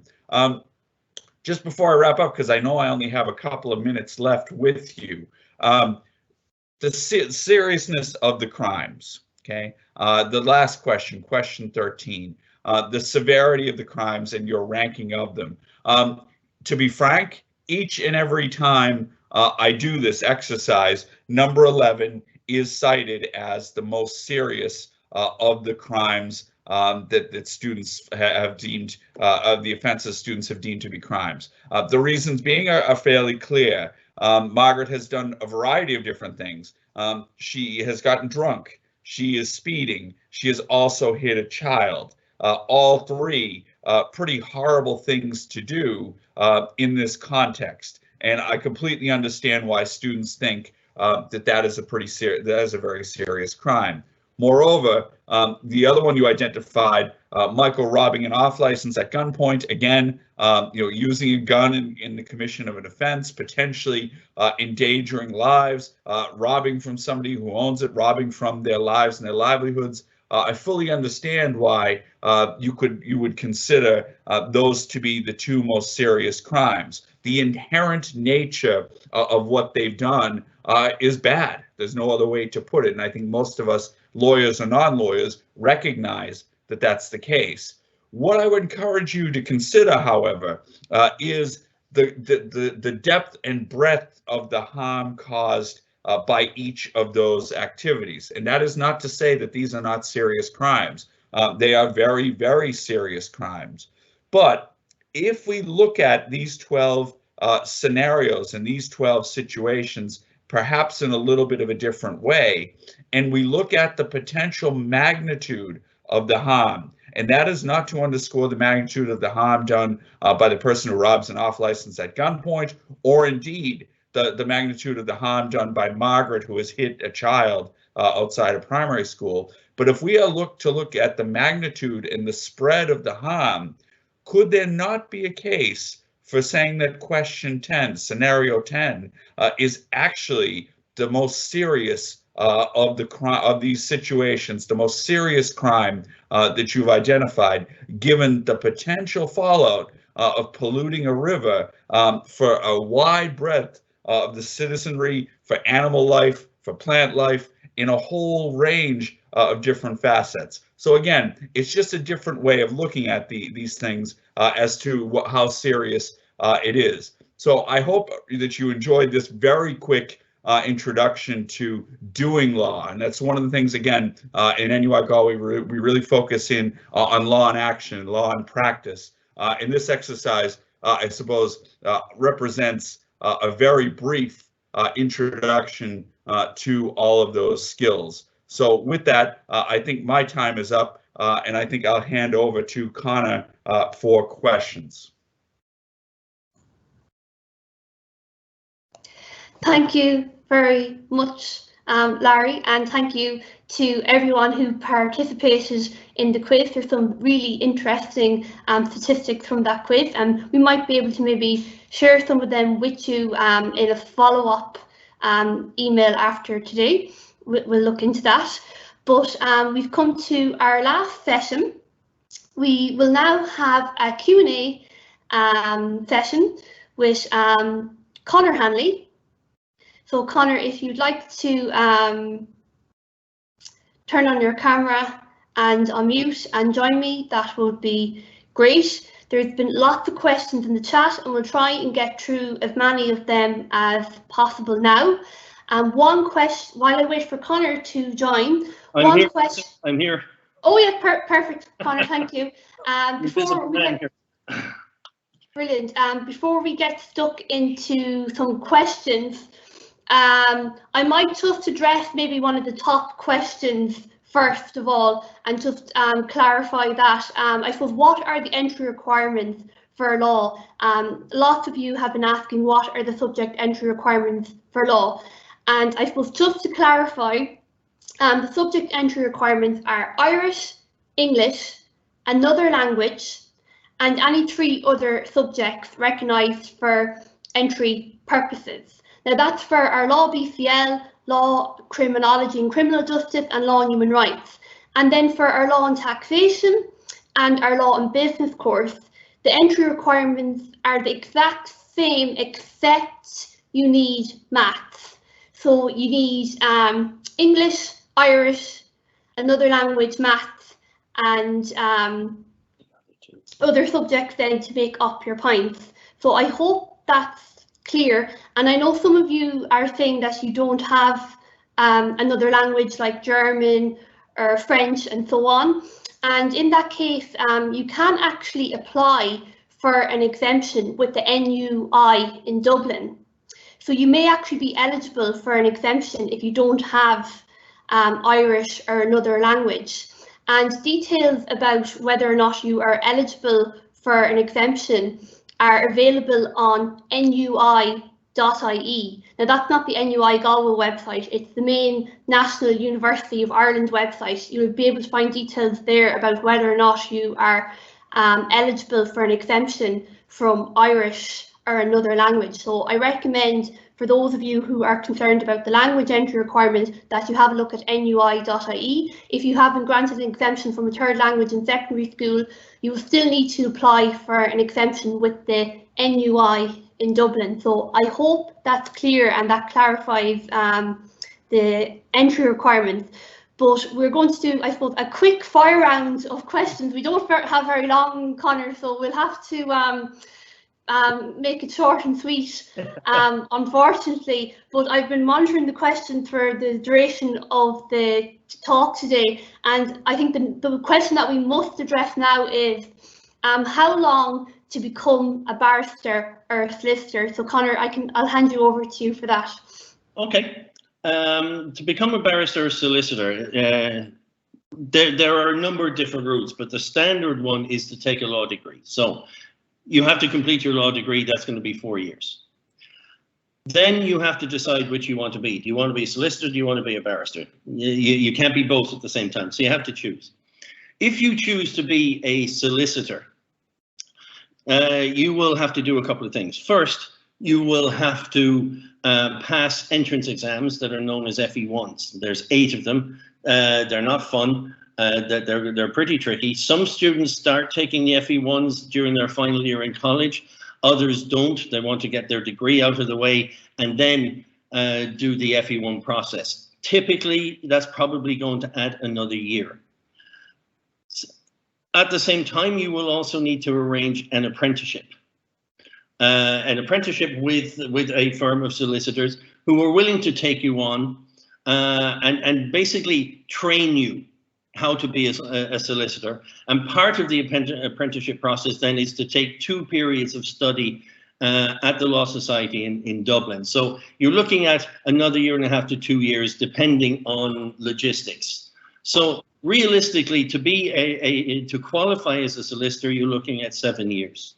Realistically, maybe a little more if you decide to take some time off in between, maybe go do a master's degree or something like that. But it's hard to see anybody doing that process in less than 7 years. Certainly, it won't be done in less than 6. So I'd say around 7 years. To be a barrister, again, you have your law degree.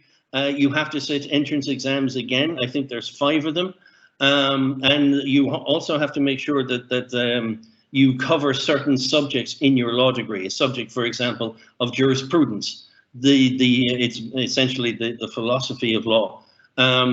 The King's Inns, which controls the barrister's education, requires anybody who wants to be a barrister to have taken jurisprudence. You then have to sit your entrance exams. Again, you're looking probably between preparation and sitting them, maybe another year. So that's 5 years. You then, assuming you pass the entrance exams, you have to take the barrister at law degree program in Dublin. That's 1 year full-time, 2 years part-time. So you're looking at 6 or 7 years. And that enables you, assuming you pass all your exams, to call yourself a barrister. You're called to the bar up in the Supreme Court by the Chief Justice. It's a big deal. But you're only starting, because then there's an apprenticeship period. It's known as pupillage or deviling. You essentially have to find a barrister who will take you on for at least 1 year, maybe 2 years. Increasingly, junior barristers are taking 2 years as devils. They devil with one guy or one barrister in the first year and a different barrister the second year. And at that point, then you're free to start. So the pupillage is really to teach you the ropes, to show you how everything actually works in practice, and most importantly, to introduce you to various solicitors around. And it's through those introductions that you start your career. So the barrister process, you're looking at what, 4 years plus 1 to do the entrance exams, plus 1 or 2 to do the bar, plus 1 or 2 as a devil. Either route, you're looking at a significant amount of time post-qualification, and certainly post-leaving cert. You're looking 7 or 8 years, realistically. Great, thanks, Conor. Thank you, Conor, for that. The next question then, that's really popular today is, what is the difference between completing an arts degree with law and then a general law degree? In terms of the end point, there's no difference at all. So if you take the BA program in law, followed up with an LLB, you will have covered all of the required law subjects, all the subjects that make up the FE1 exams. You'll have the opportunity to take jurisprudence and all the modules that are required by the bar. So you have a law degree. The difference is that you also have a wider context. Because the beauty of the BA program is that it's so wide. So in my case, I took in first year law I took sociology and politics, I took English, and I took history in first year. At degree level, I took law and history. So I have a good degree level knowledge of history as well as law. Whereas if you take a full law program like the BCL, you will spend your time studying law. You will study law, more law modules, but you won't get the same breadth. You don't have the opportunity to study a wider context. Neither route is better. They're both excellent routes. It really depends on you and what your interests are. The BCL route will probably be faster and it's more focused. The BA LLB route takes a bit longer, but it's broader. So you make your choice. They both bring you to the same point. You're both equally eligible then to proceed down the solicitor or barrister route. That's great, Conor, thank you. And a lot of questions are coming in with regards, do I have to do 1 year of the LLB after an arts degree with law? And I suppose if you can speak a little bit further about that, please. Okay. The BA Law program is an excellent program. Obviously, I'm a little biased because that's the one that I took. But because you spend half your time studying a non-law discipline, you don't have time as part of the BA to cover all of the required law modules. In particular, you don't get to study land law or equity, both of which are required for the FE1s, and if memory serves, they're required for the bar as well. So you won't have studied them. Now, you don't technically require an LLB degree to proceed to be a solicitor.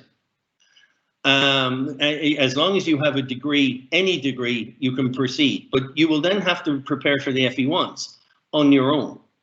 If you've taken the BA and you stop with the BA, you will not have taken land law or equity, so you will have to study those two subjects on their own. Let me tell you, they're not easy.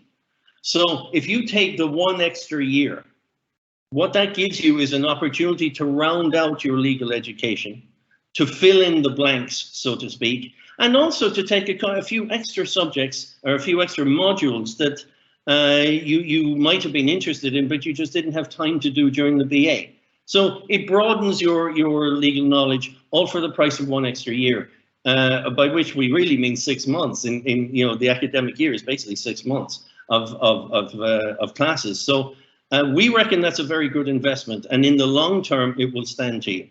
But technically, the answer to your question is: do you need to do the LLB? No, you don't.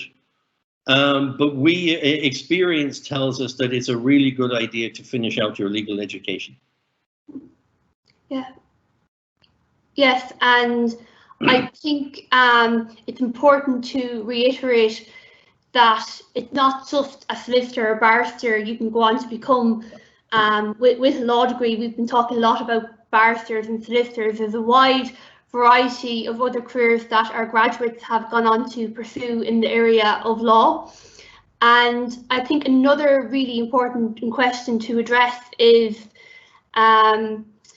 students are thinking, if I want to work in the area of criminal law, I have to do a criminal law degree, or if I want to work in human rights, I have to do a human rights degree. So if you could maybe talk a little bit about, I suppose, the different degrees and maybe what degree might be the right choice for them. Okay, there is no right choice. There is no right choice. They're all good choices, and they will all bring you more or less to the same point.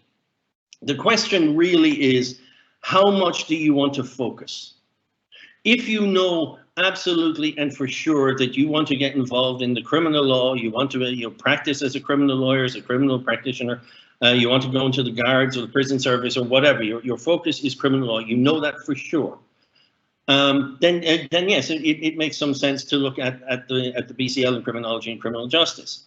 But if you take the BCL, you will take criminal law. You have to take criminal law. It's a required subject. You will have the opportunity to take modules in criminology and criminal justice, and in human rights, family law, evidence, all the sort of criminal law and criminal adjacent modules, if you like, are available to you in the BCL. The BCL Criminal Justice Criminology will offers some advanced classes in those areas that are only open to students on that program. But the BCL General contains a lot of criminal stuff. So if you know that you want to focus on the criminal stuff, then look at the BCL Criminology, Criminal Justice.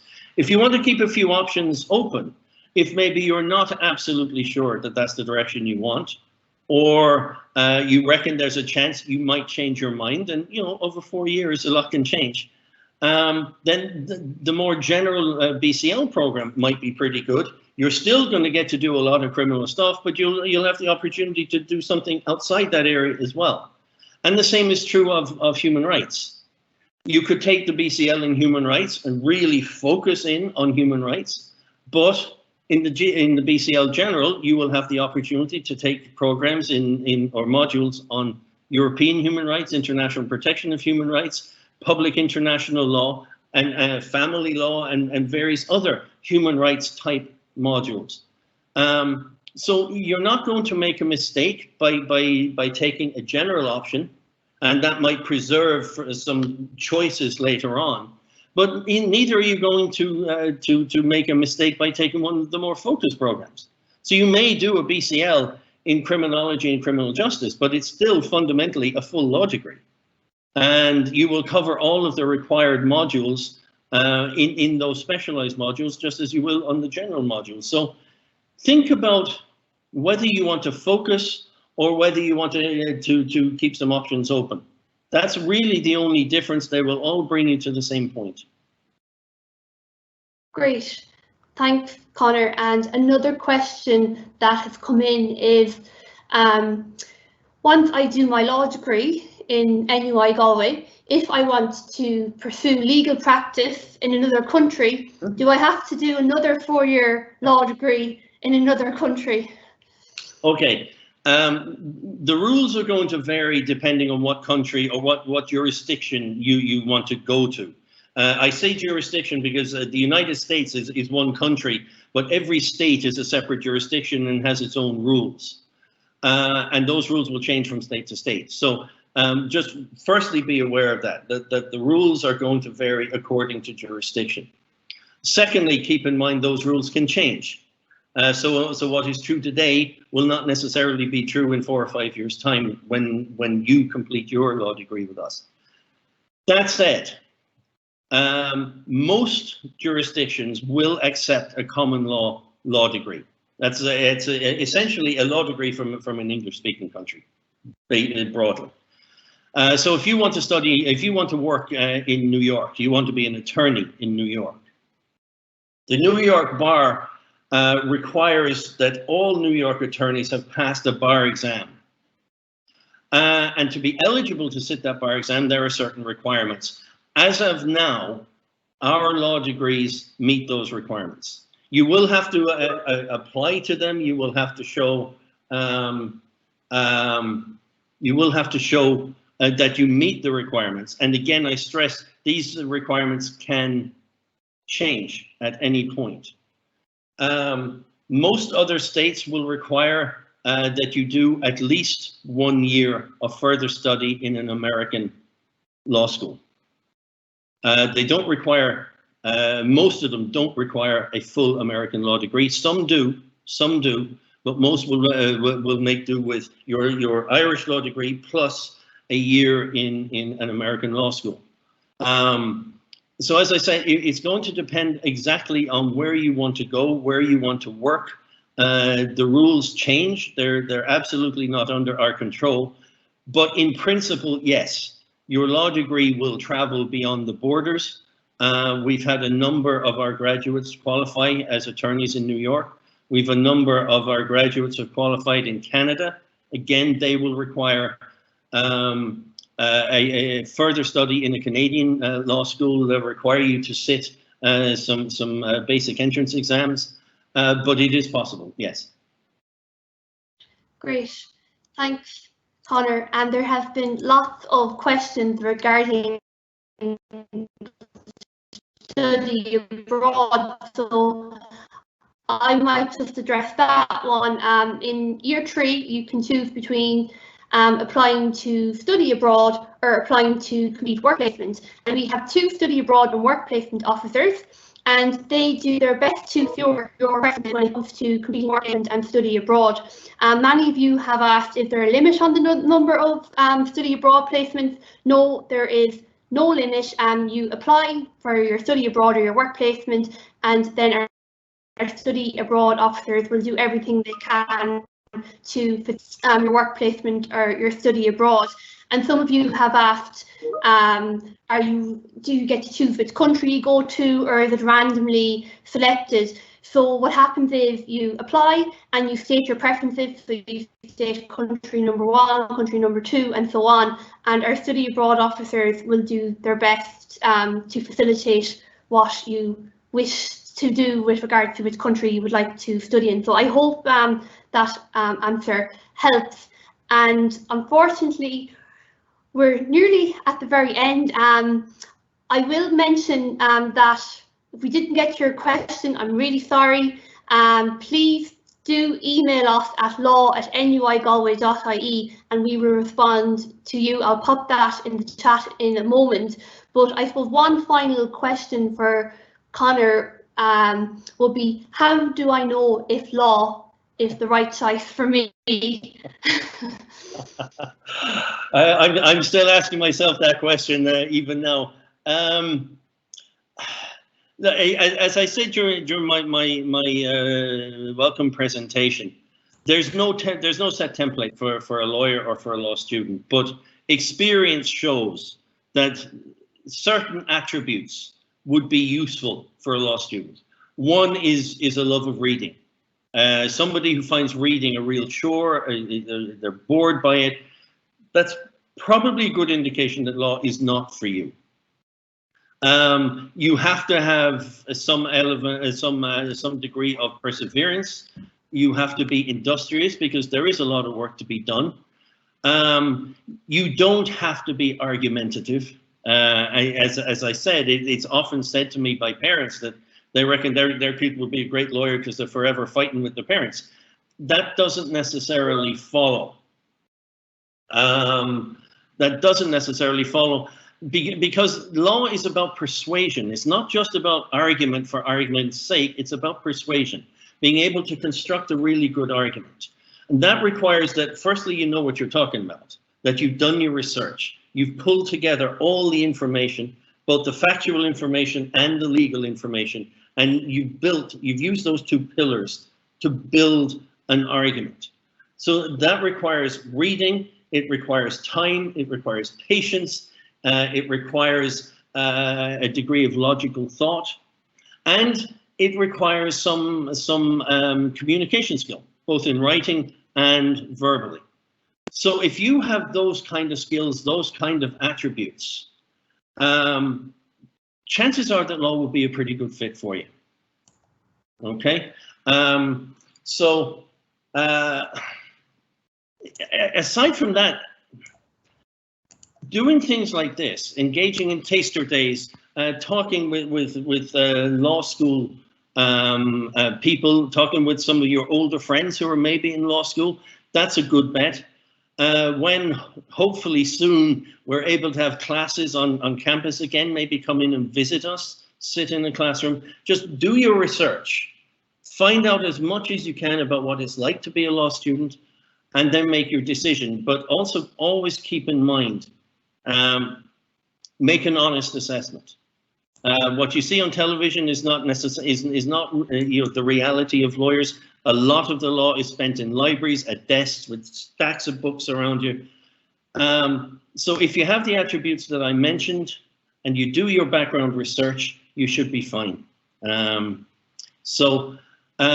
Just one other thing, just if I very briefly, Lisa, if I can go back about the question studying abroad.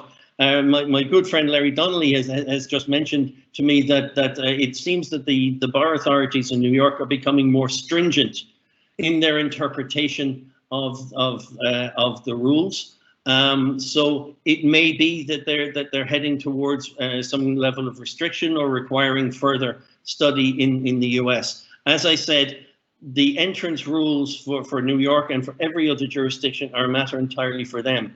So if you're thinking about studying abroad, make sure you get in touch with the authorities in the jurisdiction you're looking at. Keep in touch with them, keep an eye on the requirements, because they can change without any warning for us. Okay? Great, thank you, Conor, for answering those questions. I'm very sorry, but we have run out of time. I am going to post our email in the chat now, so if we missed your question, please do email us at law@nuigalway.ie and we will get back to any questions that you have. Thank you so much to Conor and all our other presenters today. It was absolutely fantastic to have so many of our colleagues join us and present to you. And thank you to everyone who participated today. We hope that we might see you at future open days, hopefully on campus, fingers crossed. And we also hope that we may be welcoming some of you in the future to our law courses at NUI Galway School of Law. So thanks very much and best of luck with your rest of your studies in secondary school. Thank you. Thank you.